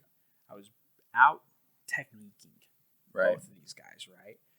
And the one match at white belt, I'm up 16-4 with 10 seconds left. And thank God I had just looked at the clock, so I knew how much time it was. Out of nowhere, this dude just whips up a nasty armbar. Has me full extension. It was from bottom open guard. And he pulled one of your arms on you like that? He just out of nowhere, boom, fast. And I was like, where did this come from, dude? It just like, you had 6 whole minutes to do any jiu-jitsu. And this is one last burst right at the end. One last burst at the end, dude. Again, same mindset. I was like, bro, you're going to have to break it. This is why I can't do that, like especially because like heel hooks, knee bars, things like that, you can't push it like that. It's not worth it. Catastrophic. It's injuries, not worth right? it. Yeah, but these straight joint locks, though, dude, in competition, I turned psychotic, and I'm like, you're gonna have to break it. And thankfully, he didn't again. So I won 16-4. But I was like, I'm not ending up on your Instagram highlight reel, bro. No, It's the worst. You're gonna have to break this, dude. And even if you break it, time might run out before they realize, and I'm still gonna win. And so, same thing happens in my blue belt match. He hits me. So he sweeps you with a butterfly hook? Doesn't sweep me. No, he elevates me with a butterfly hook and enters Ashigurami. Okay. Single leg X, right? Got you. Enters Ashigurami and puts on a mean Achilles lock. And it's tight. He immediately goes belly down. And I'm like, ooh, this is tight. And he applied good braking pressure probably for, I'd say, about 5-ish seconds, 5 to 10 seconds, until I finally was able to take my other foot and like press it against his thigh and like pry my foot out. Mm-hmm. But he could have, with better braking mechanics, he could have totally snapped it for sure. But again, I was like, this is my first blue belt win. I'm gonna get this win. And so broken ankle. Yeah, broken ankle. And so won that match, and then went on to lose to like a 9-year purple belt. Had a really competitive match. He ended up. Were you what? It was a blue purple. Okay. It was a Jiu-Jitsu World League. So okay. Blue and purple are together. Got you. And so he had been training for a good amount of time. He ended up playing Coyote Guard the entire match, and I just had never seen it before.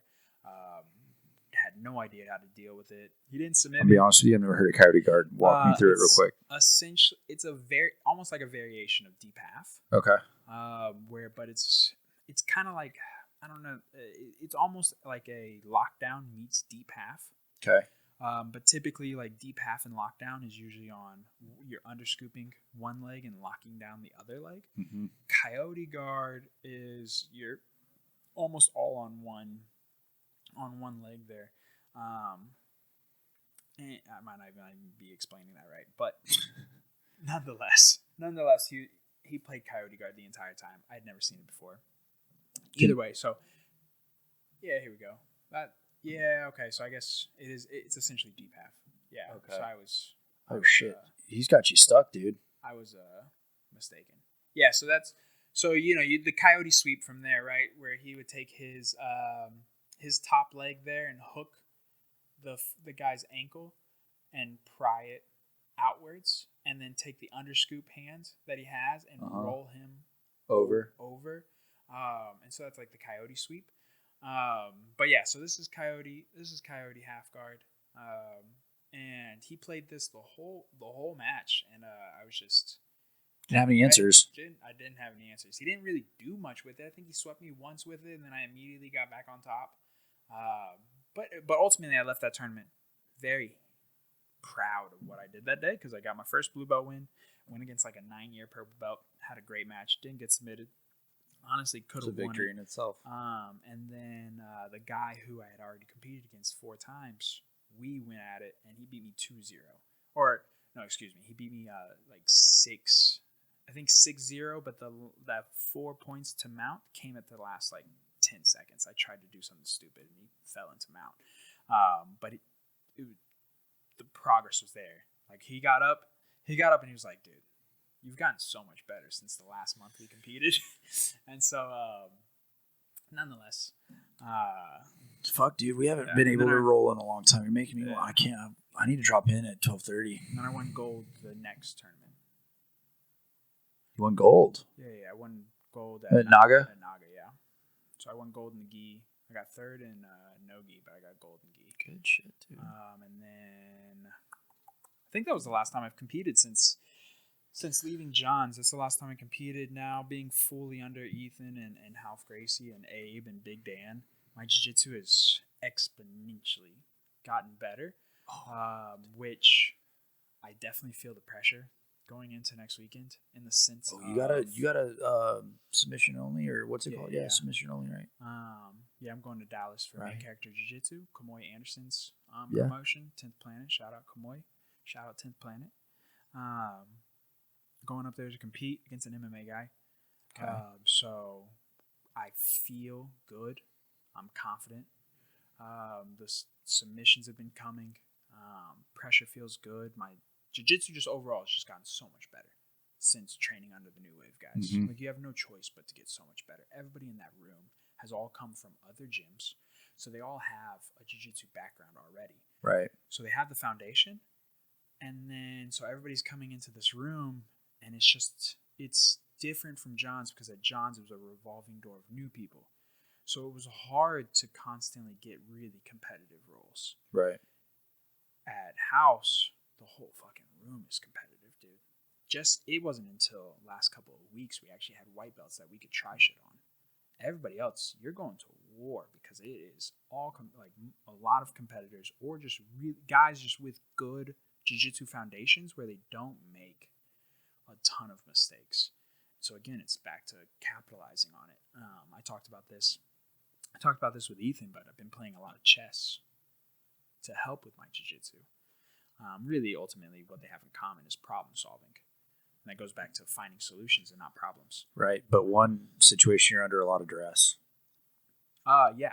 Well, I play chess with a timer. Okay. Yeah. Got you. So on chess.com, I just play online. And Got you. It's a 10-minute match. And so you have to, it's not, you can play, I think you can even play all the way down to like a 3-minute blitz match. Mm-hmm. I'm still at the 10 minutes. I'm not very good at chess, but as my jiu-jitsu's gotten better, my chess has gotten better, and vice versa. So it is interesting. Plus, I just enjoy playing chess. Another hobby. So yeah. I don't know. I don't know shit about it, but something I can teach Logan. Fucking right. Right. Again, because one thing I've been thinking about with parenting in general is how can you teach problem solving? Or like, how can you help? You got to get creative with that. Yeah, like how can you help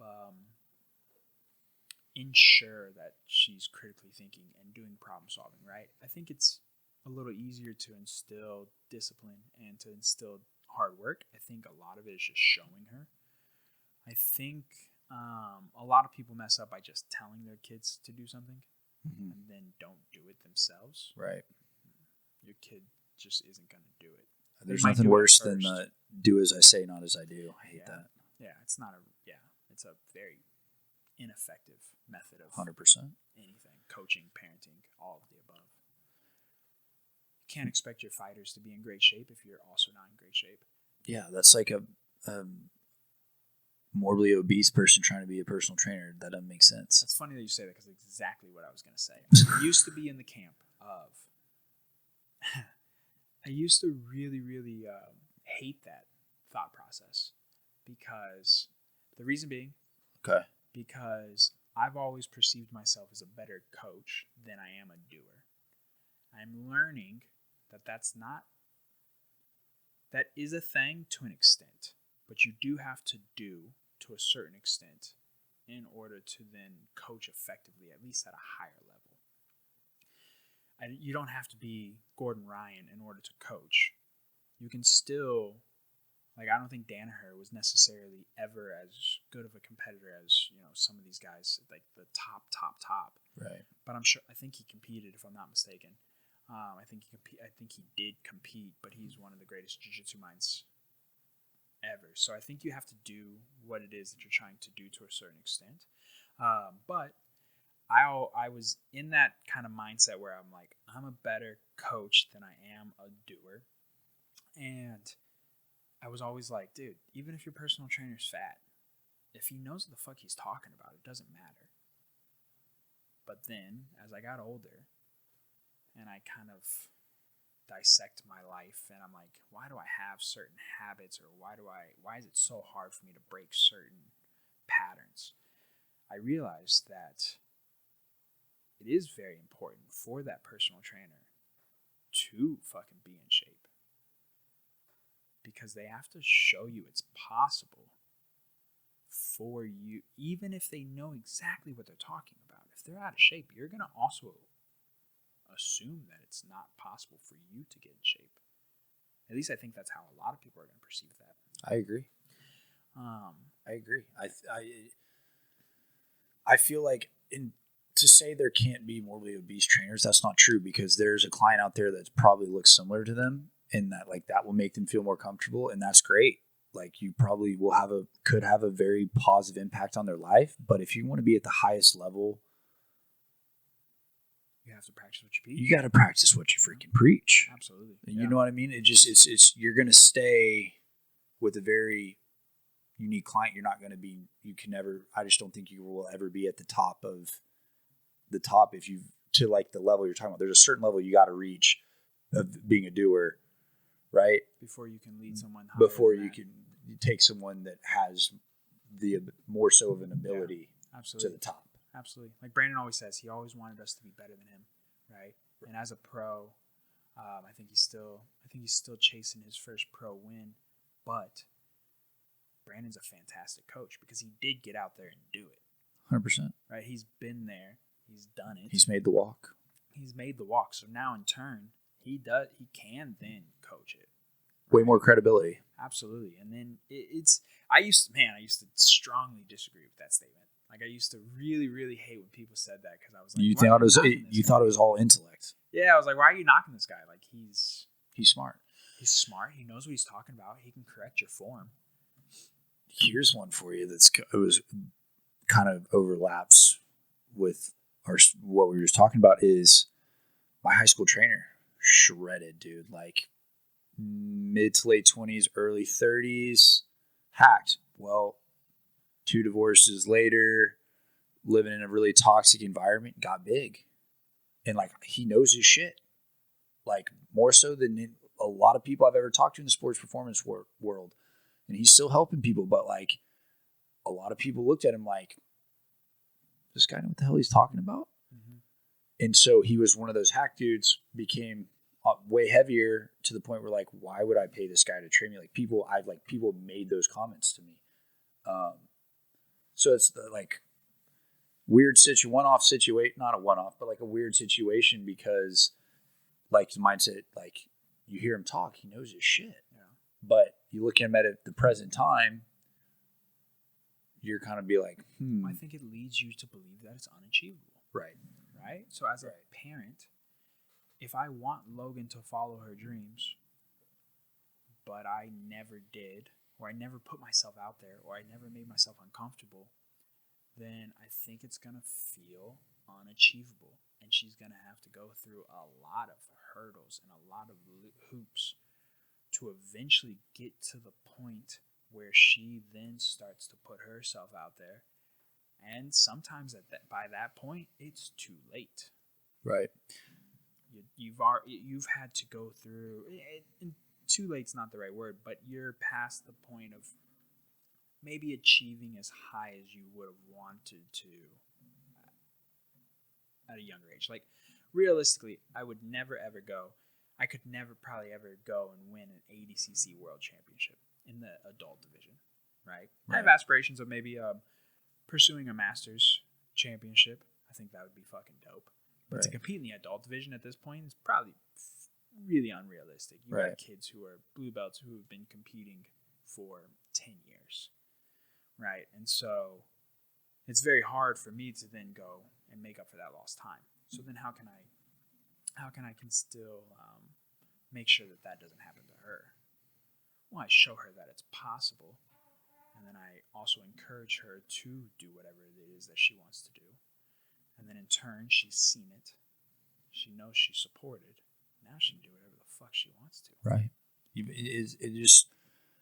You're stacking up undeniable evidence that you've chased your passions, your dreams, and you've put your best foot forward, and she's going to be able to review that stack is what you're doing. Yeah. And so that kind of sets the stage for her and be like, this is what it took. This is what my dad did, right? He may not have, like you said, won a ADCC World's Adult Division, but you know what? He competed and competed and competed and did what the hell he loved to do for a long period of time, my whole life growing up. That's dedication, and like, I want to follow suit. And he has the tools to back up what it takes and get me to where I want to go, because he's done it in his own way. Yeah. It's badass.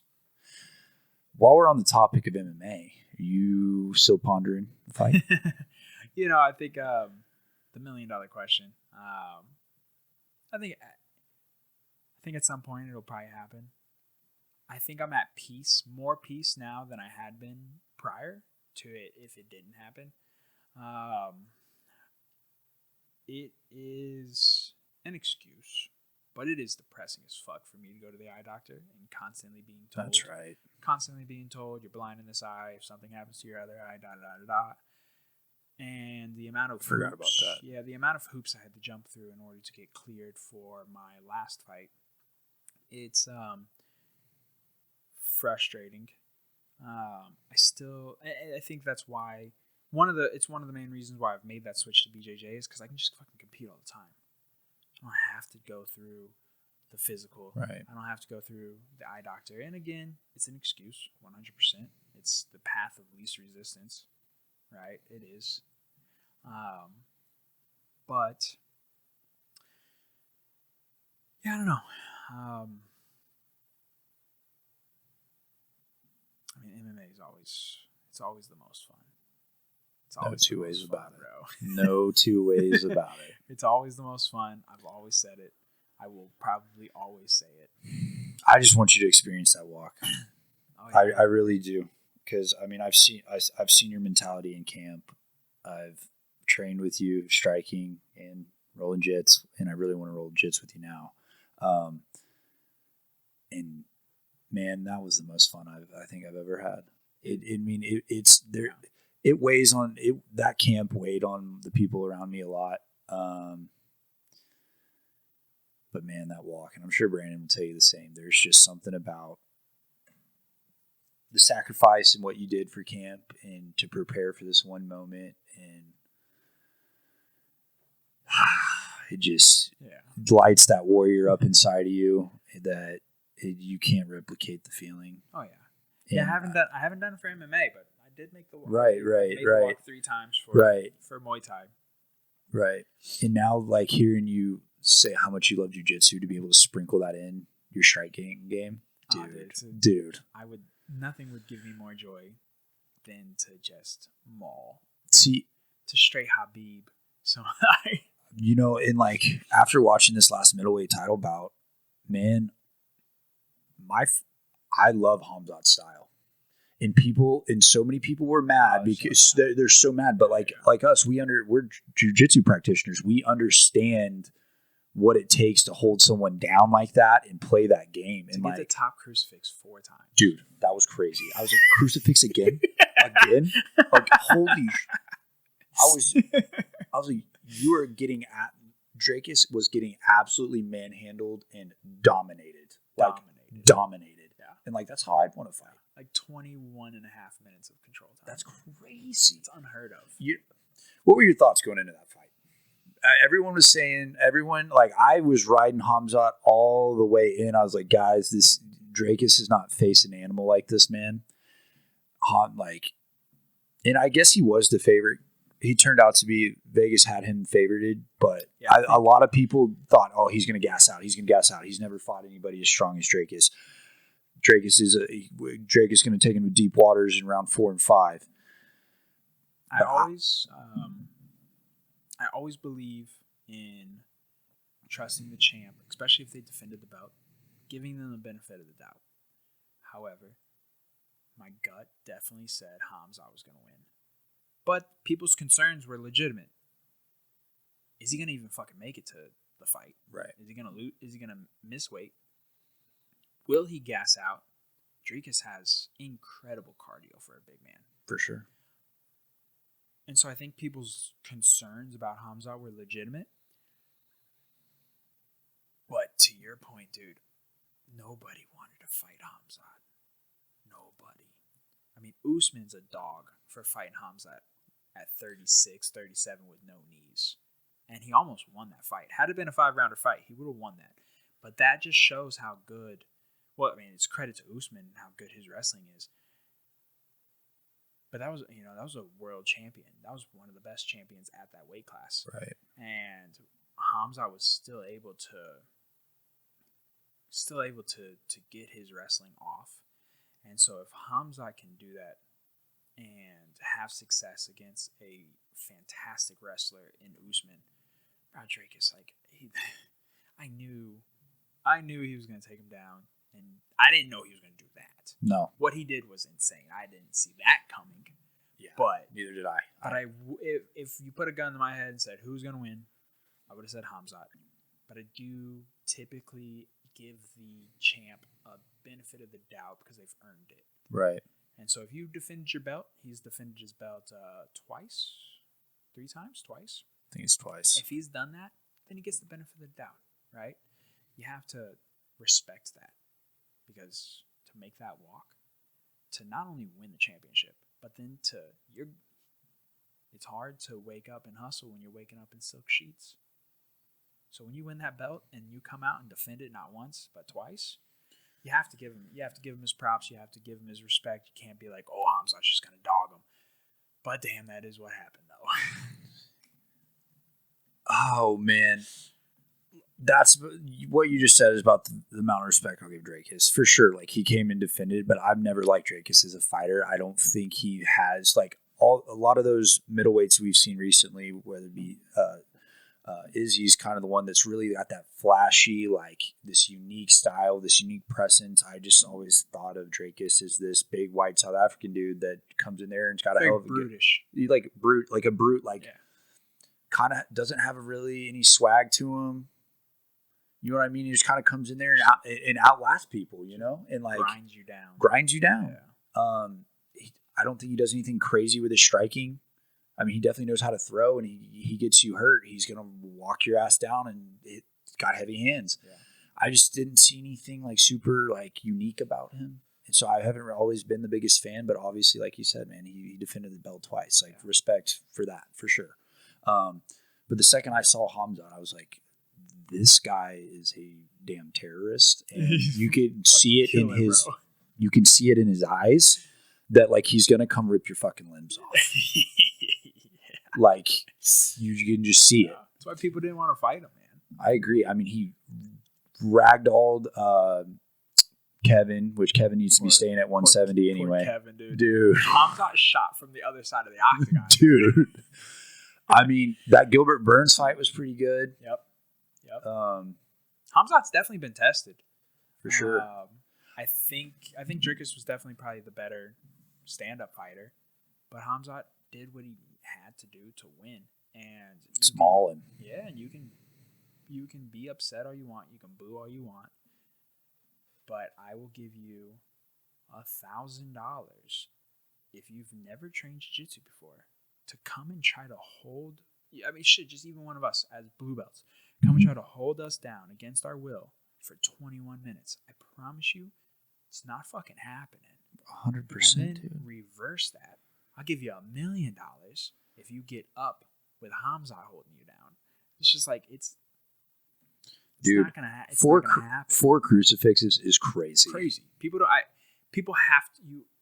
I understand when it goes to the ground, it is quote unquote boring to the casual because you don't truly understand unless you train jiu-jitsu what is happening. Right. And so I understand, but you have to really, really understand how crazy it is for this man to get to top crucifix. Dude, 4 times. I started screaming and losing my shit in the living room. And like, I'm the only practitioner in the room. I'm losing my shit. Holy shit, it's a crucifix. No way. And everyone's looking at me like I'm a damn crazy person. And I was like, guys, y'all don't get it. To pull this position off, to even be in this position at this level is not completely unheard of, but you don't see it very often. Doesn't happen a ton, no. Does not happen a ton. And to just put that brute on his back and do that to him with ease. Yeah. Oh, dude, I was like, this is crazy as hell. Yeah. I knew 10 seconds in when he shot the first takedown and took him down and held him down. I was like, oh, this is over. This is over because there's only two ways that he would have lost. Is A, he just decided to not take him down no more, which happens. Try to stand and bang, risk Which getting clipped. happens. People start to do that, right? They want to prove it to themselves, or they start to give in to the booze or whatever happens in there, or he gassed out completely. And if someone can take you down 5 seconds into an MMA match when you're fresh and pin you down, You're in trouble. in MMA guys and jiu-jitsu guys are different in one main factor. A jiu-jitsu guy, when we play jiu-jitsu or we have a jiu-jitsu match, if you take me down, my urgency to get up is not as high as an MMA guy because I can play guard. And in jiu-jitsu, guard is kind of fun to play, but also very dangerous. There's a lot of submissions I can hit if you enter my guard. Into the legs, triangles, arm bars, omoplatas. Tons of things can happen from coming into my guard. In MMA, a lot of those are very much limited because you can punch me in the fucking face. Right. And so the biggest difference between a MMA guy and a jiu-jitsu guy is MMA guys train specifically the second they hit the mat. They're supposed to spring the fuck up. Get the hell up or get to the fence. So if you're fresh, first round fresh, and a guy takes you down and pins you, and you can't get up, it will go like that for an infinite amount of time. It set the tone right there. That fight could have gone 20 rounds, and they would have all gone the exact same way. Because again, an MMA guy, just stand up. Like, they are training that constantly. And if you get pinned, it's not like jiu-jitsu where you chose to be there. You're like, oh, okay, I'll be here. I'll play here. No problem. Right. I can play here. We can settle in here. Yeah, I can play here. You took me down. Cool. Now I get to play here. I wanted to be here anyways. Right. Sometimes that's my mindset because I can't fucking wrestle with a damn. So I like the stand-up because it's fun. But if you take me down, I'm immediately like, fuck it, dude. Where's my guard? Oh, there's a leg. All right, cool. I'm in. 100%, dude. I mean, when I'm in a gi, I want to play off my back. Yeah, with your long ass. Dude. Right. Spider guard gets and fits every damn time. Yeah. You know? Spider guard, lasso guard. 100%. You know, there's just, I mean, in gi, I think a lot of people would say in gi, bottom is the better position. 100%. Yeah. And so when I was competing at white belt still, trying to flip matches from gi to no gi, I couldn't do it at Naga. I couldn't do it because I was starting gi first. I was wearing people out in spider guard, throwing them in triangles. Like, I was kind of my mode I was in, and then to try to flip that switch and then go wrestle and try to get you in side control, because that's my thing when we're rolling no gi. Like I'm gonna take you down somehow. We might flail all over the fucking place, but we're gonna end up in side control or half guard. Okay, and then we're gonna start mashing some shoulders, Von Flute your ass or something, arm triangle, something.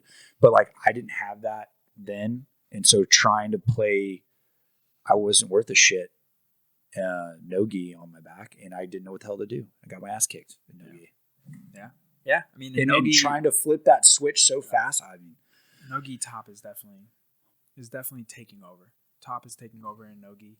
I think there's still a lot of beautiful things that you can do from the guard in no gi, but the way that the system is going, and New Wave is leading that way, and that's trickling down to us, is top pressure. You know, there's some things I'll show you after this, is that the shoulder of justice thing, dude, where I'm learning that there's just a much more mechanical way to truly pin somebody. The shoulder of justice thing is just very old school. I'm learning that these new wave guys, it's much, honestly, a little bit simpler than that to mechanically pin somebody, right? You can strength pin someone, but eventually that strength starts to wear out. Right. You get empty in your tank. Up, right? But there is ways to mechanically pin somebody where you're going to do what you want, or you're going to force them. The whole New Wave system is to force you down a path where every decision you make is a bad one. And I have an answer for every decision that you make. Okay.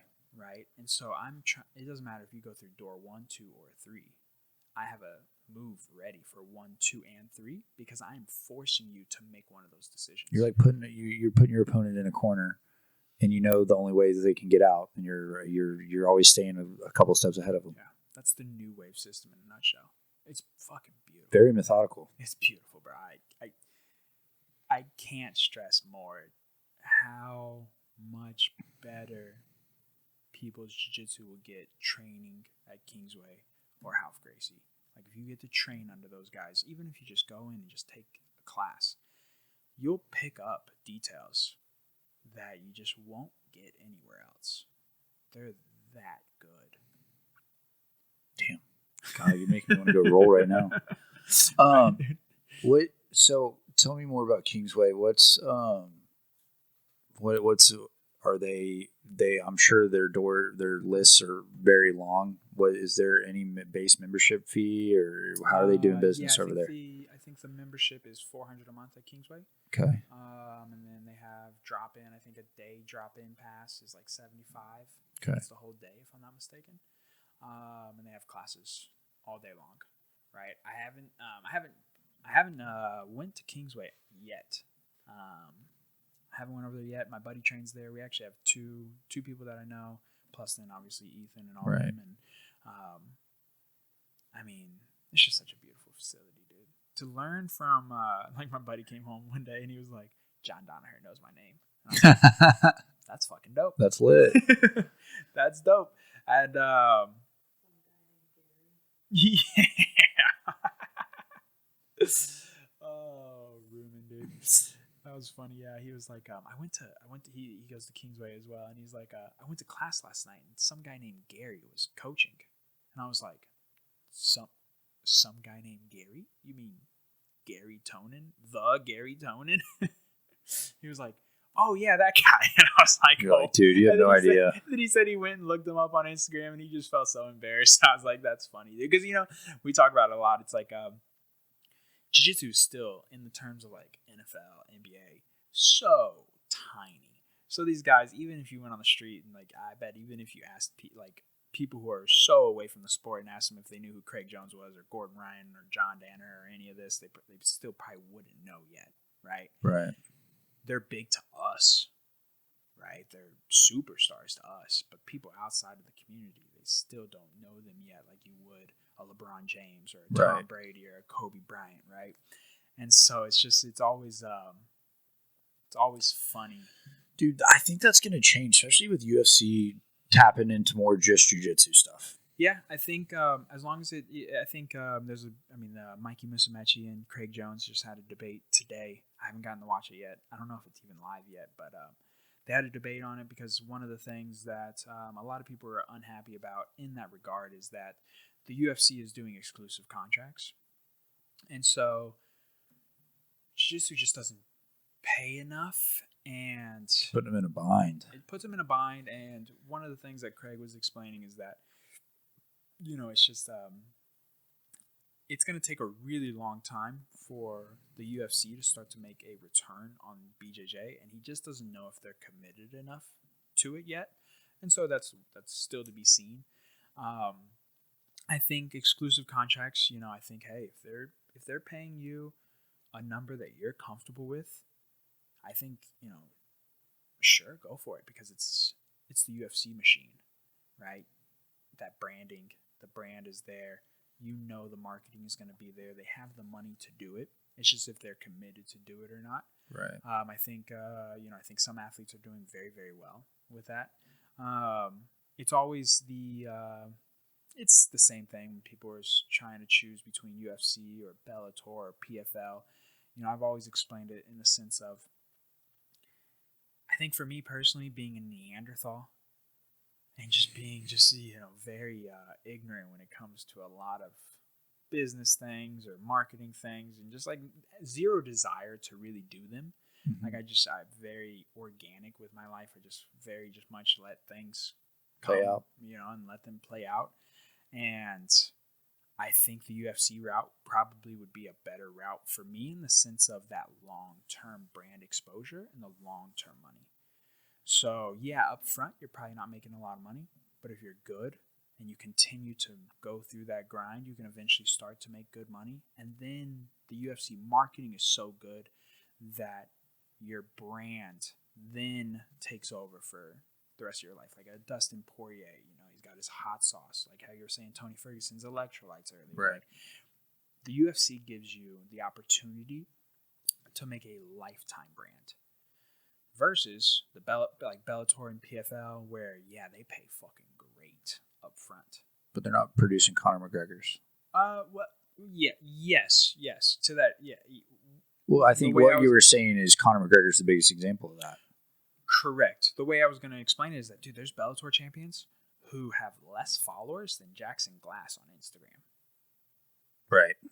You know what I mean? Mm-hmm. And then, like, even Cody, Damian, the guys that we know, much greater Instagram followings than Bellator champions, PFL champions. These guys, they don't have the same marketing machine behind them. They get paid great up front.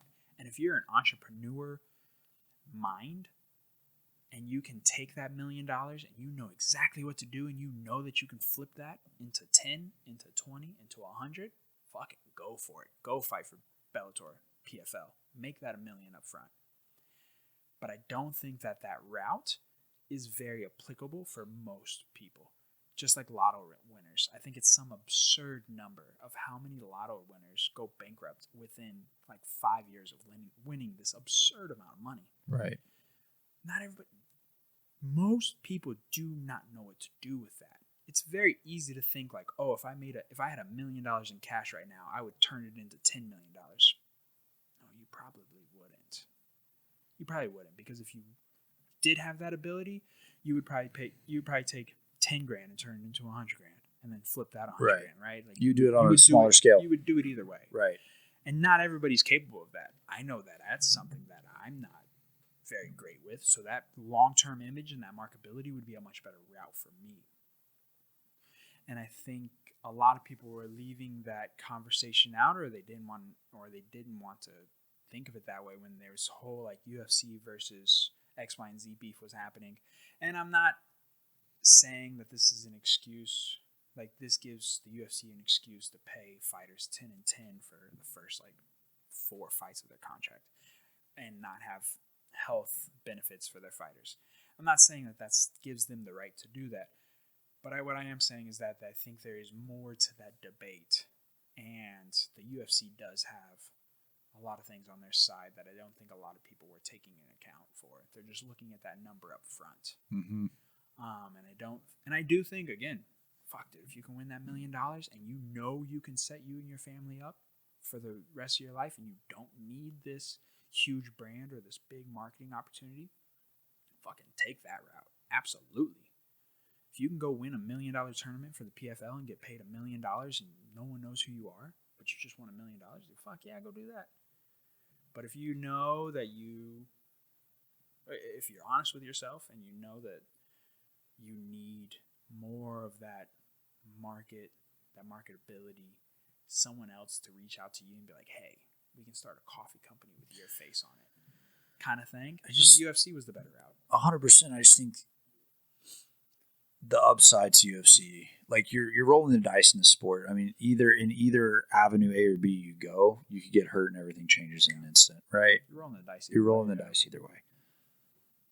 From my perspective, the better opportunities UFC, just like, yeah, you may not see the money up front, but you're already dedicated to sport. You love to do this.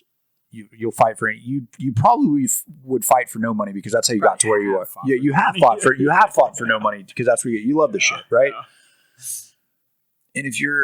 And most people that do this sport are bold personalities. You got to have a special fucking screw loose to do this shit. Okay. It makes the most sense to be like, yeah, I'm going to take the pay cut, but the exposure and the potential with UFC because of the marketing machine they are, that sounds better to me. I think there's way more doors to potentially be open I agree. I think that was just I think that was what was left out of that whole argument when they were suing the UFC, when the fighters were suing the UFC. And again, it doesn't give them an excuse. There should be base level benefits if you're doing the sport. 1,000%, they should have health benefits for sure. But the PFL doesn't have the Performance Institute. It doesn't have a lot of resources that the UFC does provide. Again, there's certain things that they don't provide. I would imagine that probably that health insurance is probably very expensive. For sure. I don't think they're a public company. Are they owned by a public company now? I don't think so. But yeah, I just think I think either route is good, but you have to be honest with yourself before you choose which route to go. Mm-hmm. Because again, you might win that $1 million, but you probably you might lose that in 5 years, and then what? You don't have a brand behind you. You're not selling merchandise. Your face isn't on a coffee brand. You're not making liquor bottles. Like, you didn't do anything else outside of fighting and winning that $1 million. And you're gonna burn through it because it's not gonna last. One things that I learned, or one thing that a college professor said to me that has stuck with me to this day. He said that a lot of people think if I can make it to 65 and retire with $1 million, that I'm gonna make it. Like that'll make it all the way to the end of my life. And he was like, that's just not going to happen. I've had $1 million. It's not what's going to get you there. He said 2 million is the minimum. If you want to retire and like truly retire, he was like 2 million is the minimum. 1 million is just not going to cut it. I believe that. It's just not going to cut it. I know that. Yeah. And especially I was in college, that was like 2015. Yeah. With now prices, dude. Yeah. 3 million. Inflation's been real. 3 million. Well, we just print money endlessly. Right. That's what happens when we just start a printing machine. Right. And then you got crypto sneaking in though, and I've heard a lot of stuff. They're saying like people that have gotten in that realm early, there's going to be a lot of younger people are going to have some wealth through that. Yeah. I'm not completely in on that stuff. I have a little bit of Ethereum, to be honest, but like, I got other shit to worry about. I'll be honest. I don't know. I haven't tapped into it like a lot of people our age. My biggest return on assets has been Bitcoin for sure. But I still have like traditional stocks for sure. But the biggest amount of money increase has definitely been crypto for sure. They have larger spikes, but it's also in the flip side is it's much more volatile. There's definitely been times where I've lost it all. But I'm holding anyways. This is for 10, 20 years from now. This is not for like tomorrow money. Do you think Bitcoin can get to 1 million? I think shit, dude. People have been saying it wouldn't hit this, it wouldn't hit that, it wouldn't hit this, and it just keeps going, keeps defying. And now in the last, especially in this last year, we have a pro crypto administration. There's a lot of more pro crypto talk around. And I think there's a lot of money being dumped into Bitcoin reserves. There's a lot of companies that have invested a lot into Bitcoin reserves. So I think that's why Bitcoin, has hit the number it hit. And I think it is going to continue to go up. What that number is going to be and how long it's going to take, I'm not too sure. I do know that at some point within this decade, if I'm not mistaken, Bitcoin becomes a finite resource. Once the mining of Bitcoin is done, that's it. Like, that's how many Bitcoins exist. And so then it becomes more of a finite resource, and that's going to shoot that value up as well. But, I think, again, it just all depends on where you're at, right? Right. Like, what do you have to risk? That's something with this administration that makes me feel good is that Trump is so pro-crypto, and that's what gets you away from the central banks. Yeah, we have this banking infrastructure that, we can go down that conspiracy rabbit hole, but that's where that's tied to. But like, that's who's been running the country. You know what I mean? Those bankers, that banking system that's been implemented from Europe over to here for the last 100 whatever years it's been. I think crypto's your only way to pull power from that. And hopefully Trump's doubled down on that. Hopefully, but there's always the risk of that power just trickling over, right?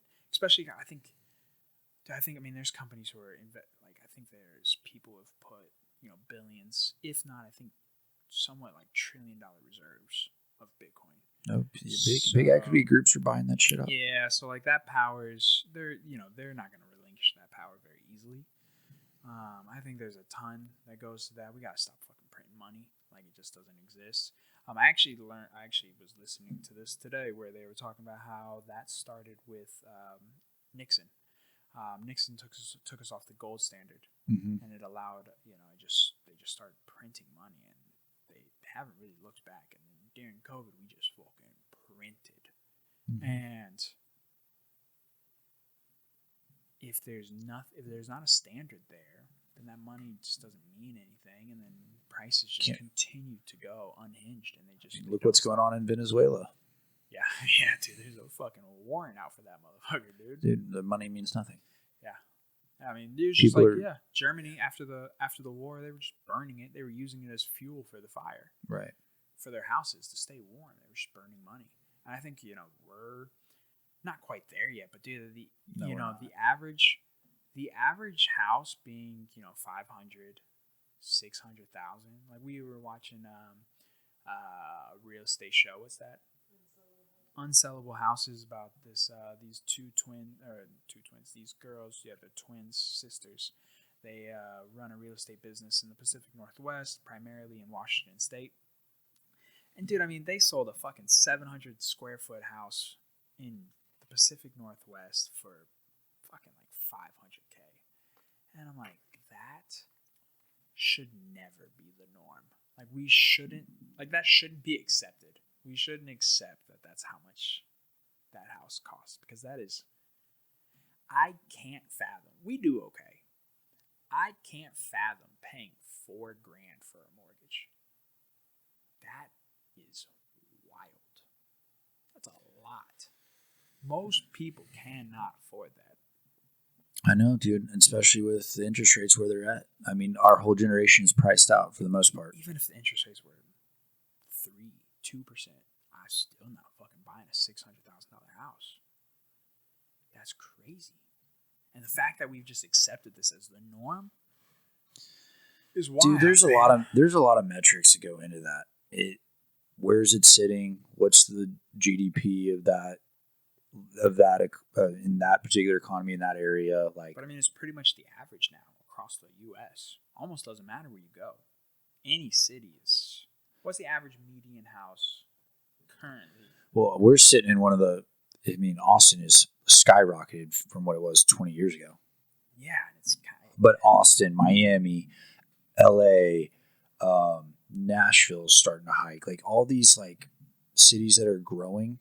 Well, I guess. But we're talking about small towns in Washington. We're not talking about Seattle.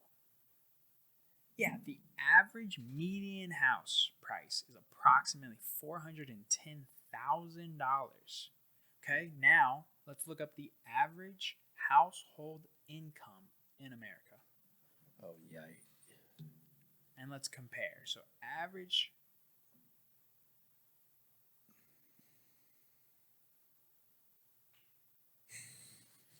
With inflation, $77,000. Now, what is $77,000 a year come out to per month? That's I know. That's like 45%. That's like $4,500 after taxes. $4,500, and this is household income, not individual income in the household. Average household income is $77,000, and then that's actually way higher than I thought it was going to be. That's $4,500 after taxes per month. And then you want them to go buy a house for $410,000 at 5%. That is $3,700-ish, $3,500. Maybe what's the mortgage on a 410? It's like in the 3,000s. How the fuck? That's 90. That's some quick math. That's 80% of your income. 80% of your monthly income. Like, how? Depending on how much you put down, it can be $1,900 to $3,500. So again, if you're most people aren't putting down 20%. Most people are putting down 1 to 3% down payment on a house, especially first home buyers, people that aren't people who aren't like flipping the house or doing Airbnbs and stuff. They're putting like 1 to 2% down. So we'll meet in the middle. We'll say $2,600. All right, so I'm making $4,500 a month for the house. My mortgage is $2,600. I'm just like that. I'm down to $1,900 a month to spend. This goes back to the government wanting to control and own everything, and you own nothing. But it's not even the government though. It's BlackRock. It's these massive. Well, those are guys, but those are the guys behind the government pulling the fucking strings. Well, I think they're the guys who are really in control. Right. That's what I'm saying. I think the government is. The government's not necessarily innocent, but they're constantly fed poor information. Take the FDA, for instance. OxyContin was approved after 2 or 3 years of constantly being rejected. And they knew that OxyContin was going to be very addictive. And they chose very specific wording to get it through the FDA. Which the way that they got it through the FDA was they took the director of the FDA, locked him in a hotel room for 3 days, and then came out with a signature. So it's oftentimes... Sounds kind of rapey. It was, I don't know what the fuck. Nobody knows what happened in there, except for the people in that room. Who knows what happened in there, but some shit went down and they came out with a signature. And then they started the crack epidemic. And now, have you seen like this trank dope? Mm-mm. Pull up a picture of, you don't have to look. Well, I guess you kind of do have to look. Pull up a picture of what is happening to people's skin with the new drug on the streets. Have you seen like videos of Philly or Baltimore? Mm-mm. Zombied out. All of them have the. Are you sure you want to look at this picture? Dude, why is this doing this though? Are you sure you want me to put it? Yeah, I do.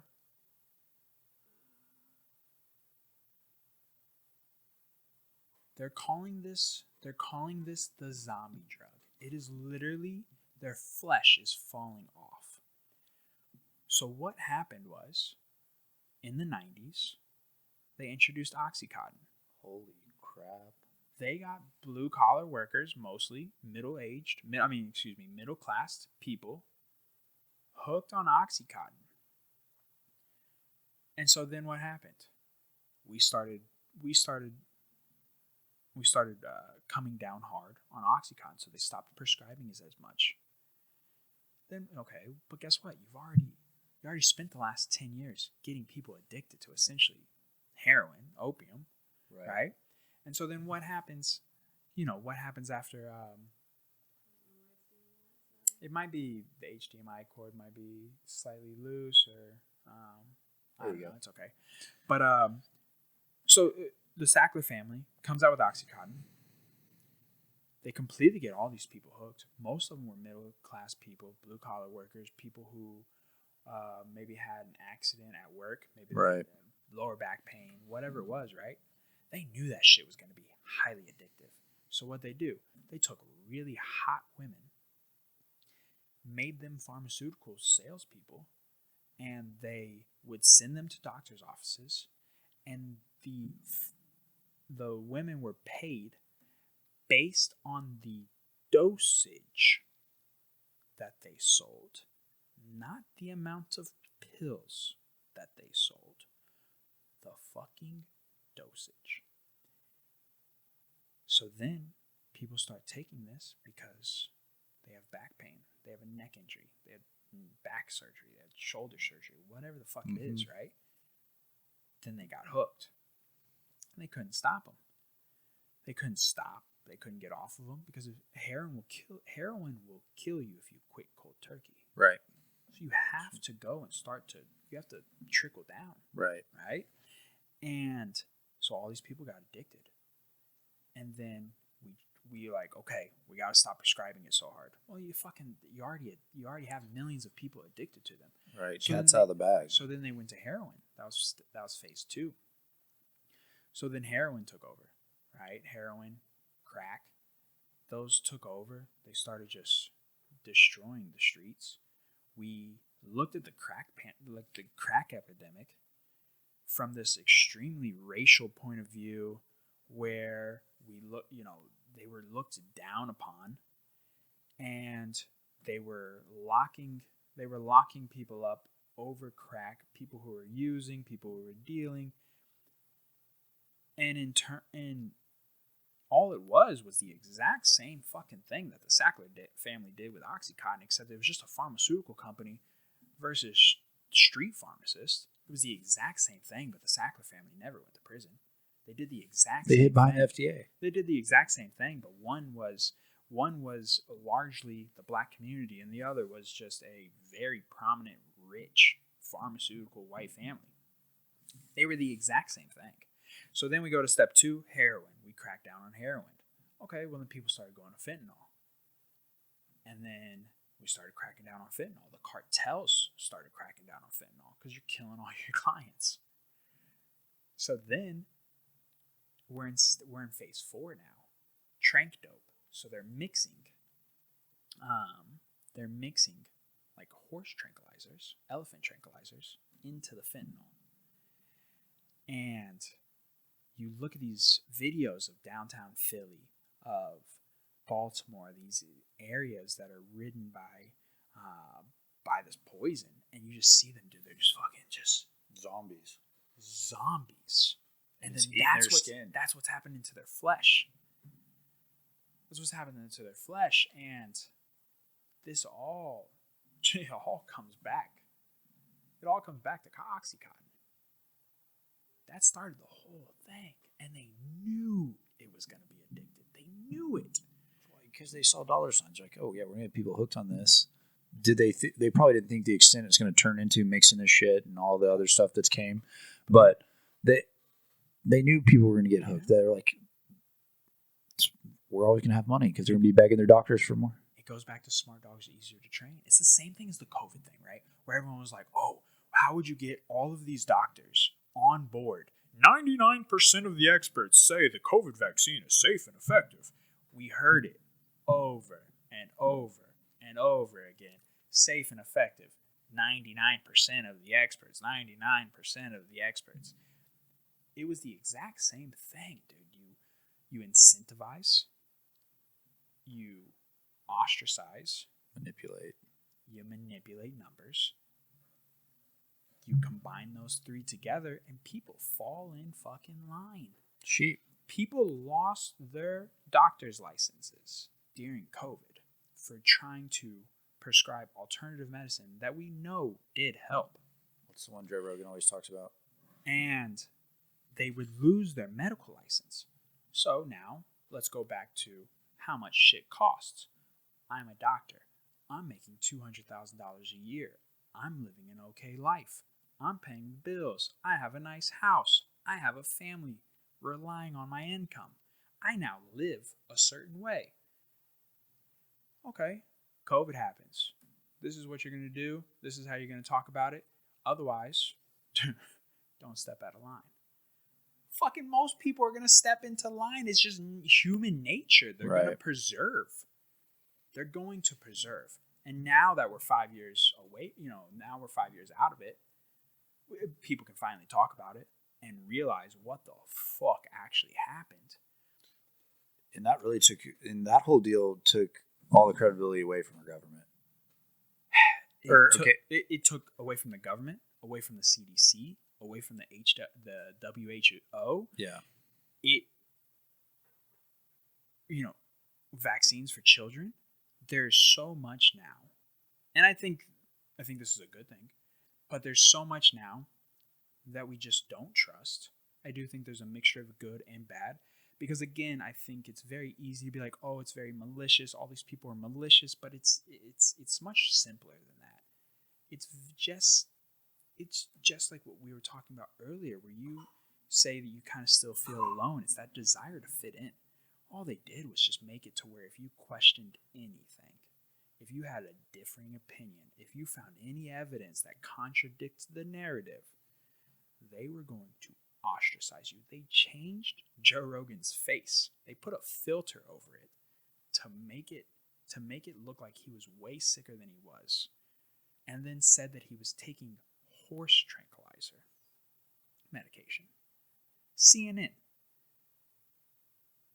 And so it's like we it's just people fall in line, man. They fall in line because they're scared because shit's expensive. At the time, and I think since then we've woken up. A lot of people have woken up to that. I think there's definitely been more people that are willing to at least have a conversation about it than there was. I think there's still a lot of people who are very naive in it. For sure. I've talked to those people.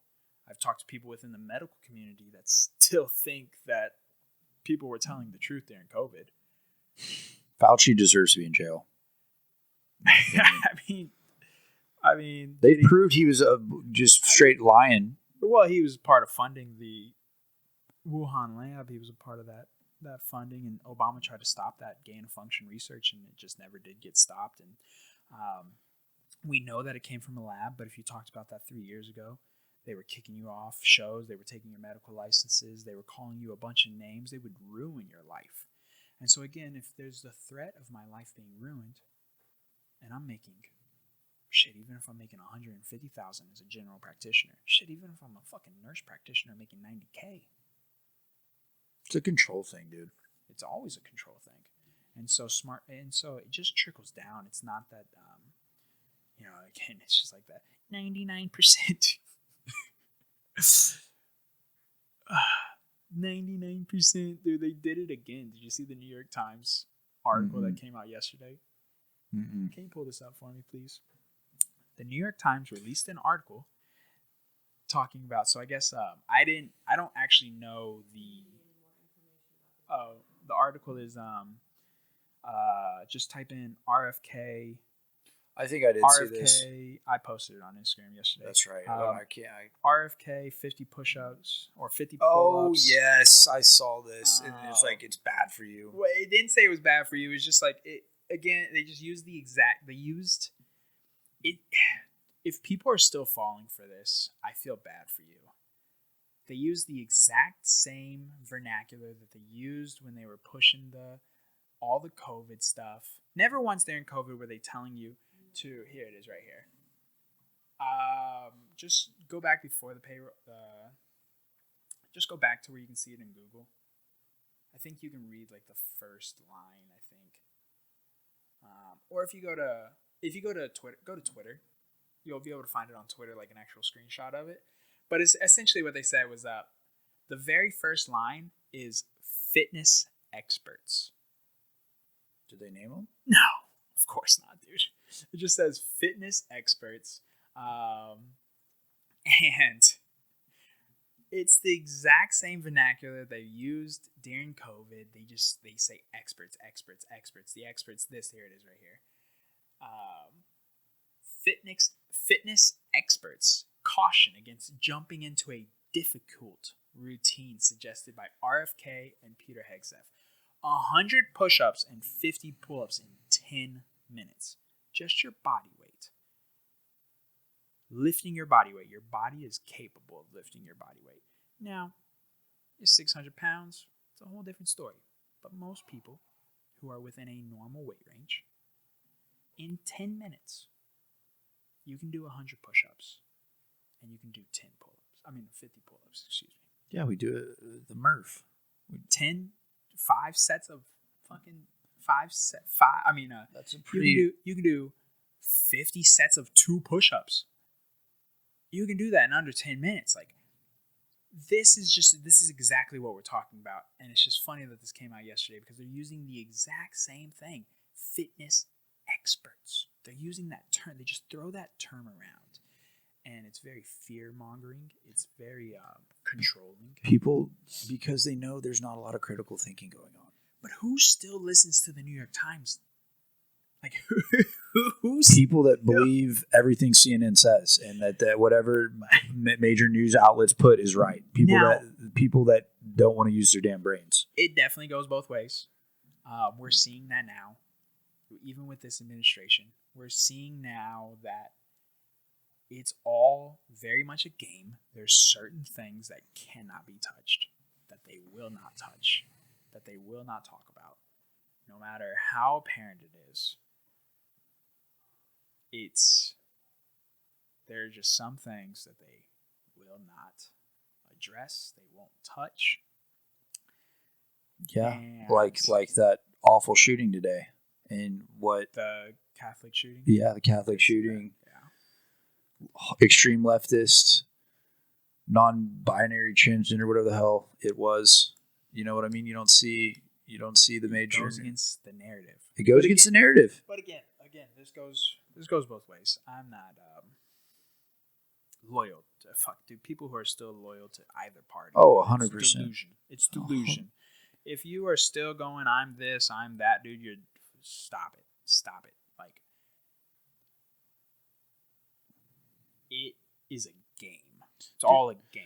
Dude, I'm gonna be honest, and this is like a frowned upon topic, but I'm just gonna go ahead and say it. It doesn't matter if you're red or blue. They're all controlled by our best ally. Well, yes. That's that. I mean, you can go look at the. Yeah. You know who Nick Fuentes is? Yes. Yeah. You can go look at the people where they are structured in our government. You can see what's going on here. Yeah. It's clear. It's clear as day. There's the deep states at work. The game is always being played. I think there's some great things this administration is doing, but there's also some things that like the Epstein files. It's all for show. Cash Patel going on Joe Rogan and looking that man in the eyes and telling him that there's nothing to be seen. He killed himself. There's no evidence otherwise. It obviously now to give him some credit, he has recently said that like he would step down if Pam Bondi doesn't clean this up. I think he was just doing what he was told, and it goes back to what we were just talking about: control, fear. Who knows what they told him before he went on? What they said would happen if you did say something or if you didn't say something. Who knows? That's the stuff that we're not privy to. So I'm not going to sit here and be like, oh, I fucking hate Cash Patel. I don't think that's fair. I think Cash Patel has come in and done a lot of really good things as the FBI director, because we just don't know what's happening behind the scenes, what kind of threats are happening. We know people are dropped, people disappear. Right. I was really disappointed when he came out and like kind of went against everything he ran on. But one of the thought processes that I heard, and it kind of clicked with me, I think he really, like, there was a lot of reason to believe like he didn't kill himself, like the security cameras, and like I think most of the nation believed that was sketchy. But I think when he got in and got access and really looked at the evidence and was like, holy shit, this guy was about to go to trial and he was going to get eaten up. Like he was going to be that guy in prison that everybody wants to fuck. And he's going to get roasted, and like he does have a reason to kill himself. Sure. But they also released a video with 2 minutes and some change. That's missing. No, I agree. And they played it off as if there was no time missing. Look, there's definitely something is being covered up. No matter dude, something's being covered up for sure. I think there were. I just don't think that the evidence was as compelling as he thought it was and what he ran on. I think he got there and it got in front of him, and it was like, oh, this might be a little dicier than I thought. I think it's more. I think potentially. I think that also, when it comes to like the Epstein list in general, I think that there might be people on that list who never necessarily had sexual encounters with minors, underage people. Right. Maybe they went to the island, and maybe there's a fucking separate wing. Maybe there's a wing where there was just of age women, and then maybe there's this secret wing of underage women. Maybe there's particular people on the list who were just unaware of other activities that were going on, and so they don't necessarily want to just start fucking releasing shit. But at the same time, dude, you got to release it. Fucking release it. Like, you have to. It looks really bad. It looks really bad. DC Drano and all those hardcore right guys came out like, we got phase 1. Like, it almost kind of seems like right. Like that kind of like, dude. It was bad look. It was terrible. And then I still get. What's really going on? I still have people who want to defend that, and like, look, again, people want to be tribal. They want to be on the winning team. It's why the far left movement or the leftist movement works so well. It's why the woke narrative works so well. It's why the far right is so appealing, because people want to be on a team. They want to fucking win. They want their team to be better. The issue with that is, it is insane to me how many people take the "my shit doesn't stink" perspective every time they talk about politics. They want to point out hypocrisies, but they don't point out their own hypocrisy. Right. And look, and I ain't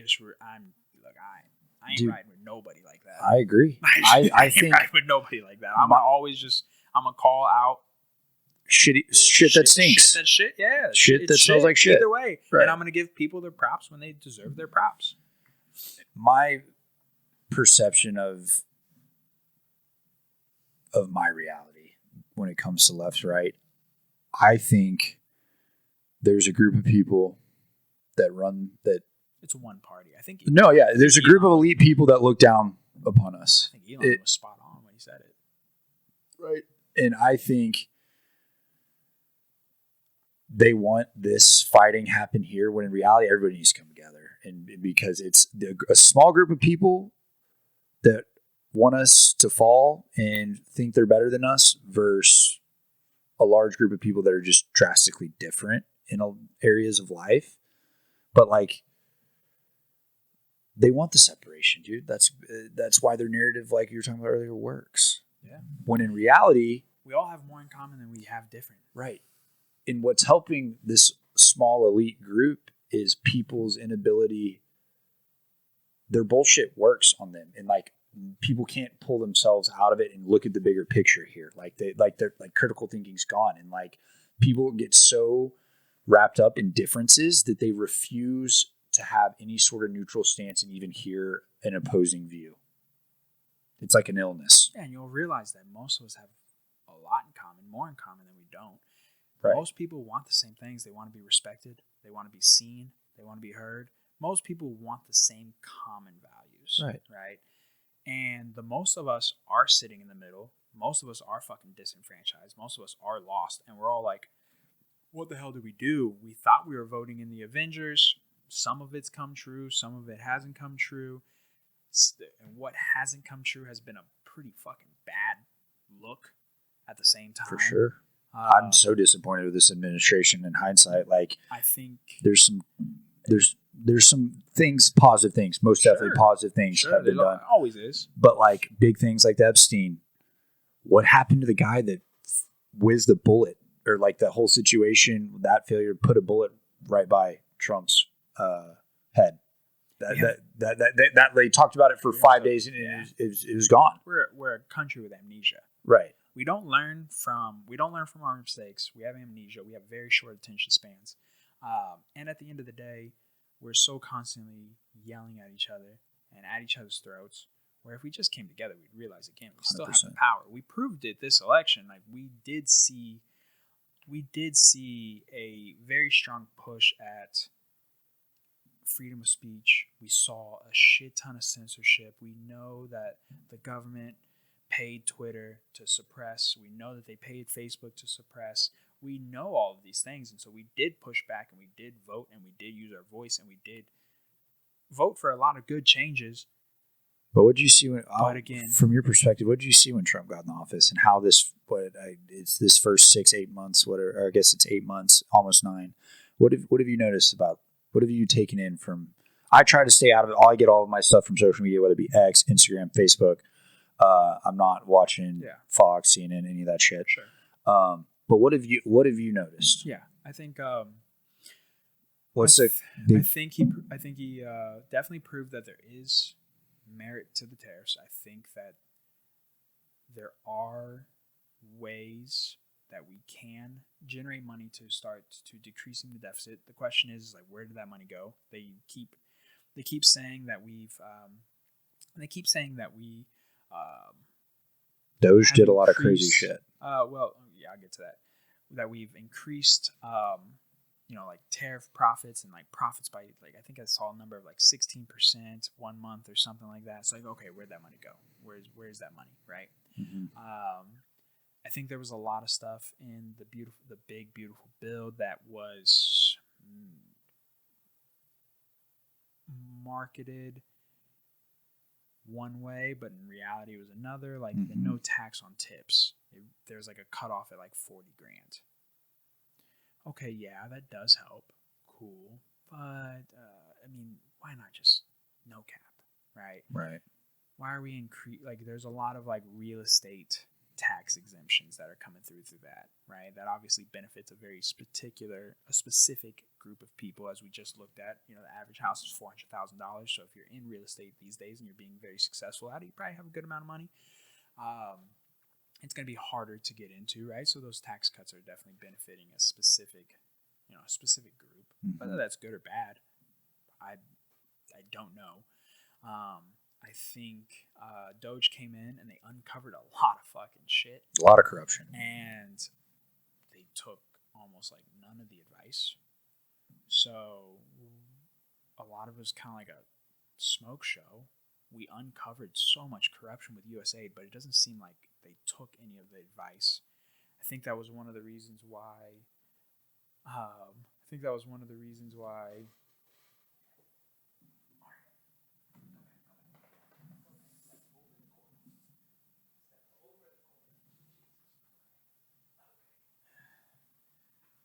Sorry, dog's almost taking out the whole studio. I think. They didn't take a lot of his advice. They didn't cut a lot of the things that he uncovered. It's all still pumping through. We're still printing money like crazy. I think, like, sure, my stock account's doing really good. I think he proved a lot of people wrong there. I'm very happy that the border is no longer just fucking wide open. You can that was a huge do win. whatever you want, right? That's a huge win. But I don't agree with fucking raiding farms and raiding construction sites and go get the bad guys that you know are in here. Yeah, like that's what we voted for. We voted for going and getting the criminals because we do know those fucking came over. They took over 2 apartment complexes, one in San Antonio, one in Colorado. We know that these things were happening. We know that the Mexican cartel has moved into a lot of cities. They now have U.S. workers that work for them. If you don't believe me, you can go watch it on Trafficked by Mariana Van Zeller, episode 1. Season 5, episode 1. You can go watch it for yourself if you don't believe like what happened over the last 4 years through the border, because there's still people that don't fucking believe that it was open. Like, they don't believe that people were just coming over and we were giving them credit cards and we were just giving them sanctuary and all these things. That they don't believe that there was an app that you could just request sanctuary, we would come and pick you up, and all this was funded by our tax-paying money. Should make you sick. I digress. They can't, the Mexican cartels have come over. They've taken over a lot of different small towns. People are dying. There's grow ops in California. There's grow ops in Colorado. There's grow ops in Texas. There are grow ops all across the U.S. where cartels just run those areas. We voted for those people to get out of here, right? Right. I don't agree with coming after people who, again, are working at farms, construction sites, that shit. I'm not for that. I've never been I feel the same way. Affects me. I've always been very pro-immigration. Like, one of the things that always turned me off about the right was like their views on immigration and how unrealistic they were with it. But then the last 4 years, you're like, fuck, dude, hey, we gotta have a system in place. We have to have some kind of common ground, right? But then you see it again, flipping back to that other extreme side. But then you see it on the other way, man. You see, you look at Europe and you look at large Middle Eastern populations and how that has affected certain areas. And I think immigration is fantastic, but you do have to assimilate with the area.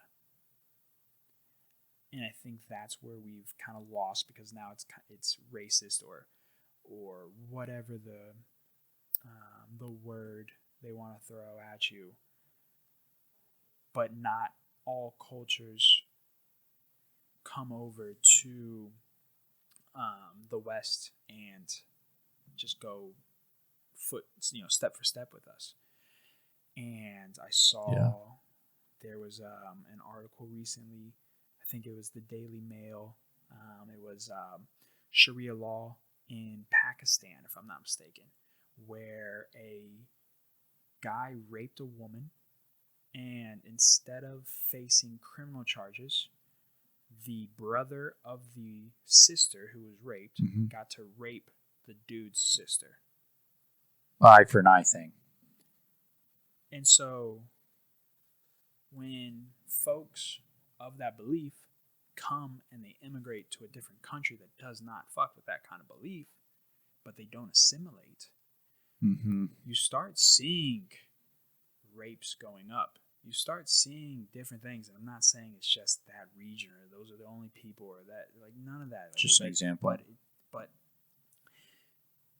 in Afghanistan and Iraq, there's still, if you see a guy with a beard walking around with a dude with no beard, that's his plaything. Right.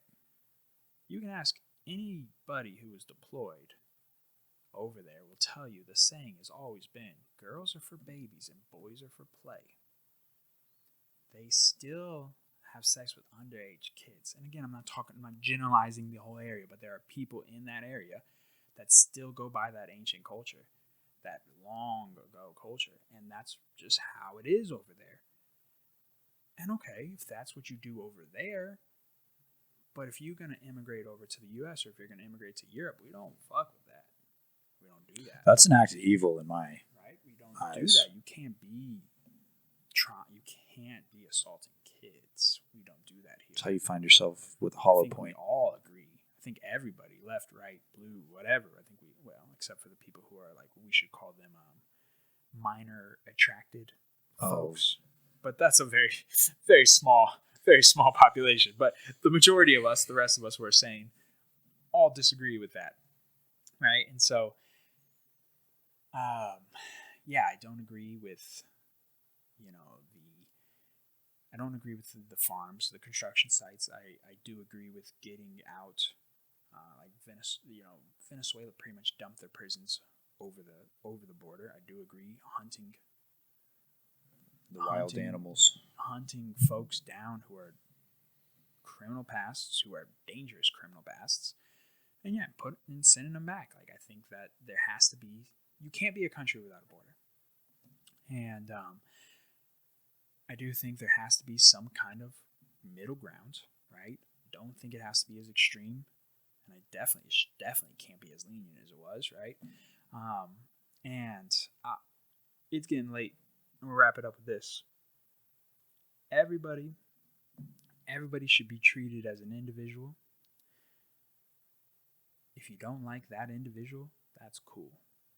Don't lump them in with everybody else that looks the same, who is the same. Who appears the same.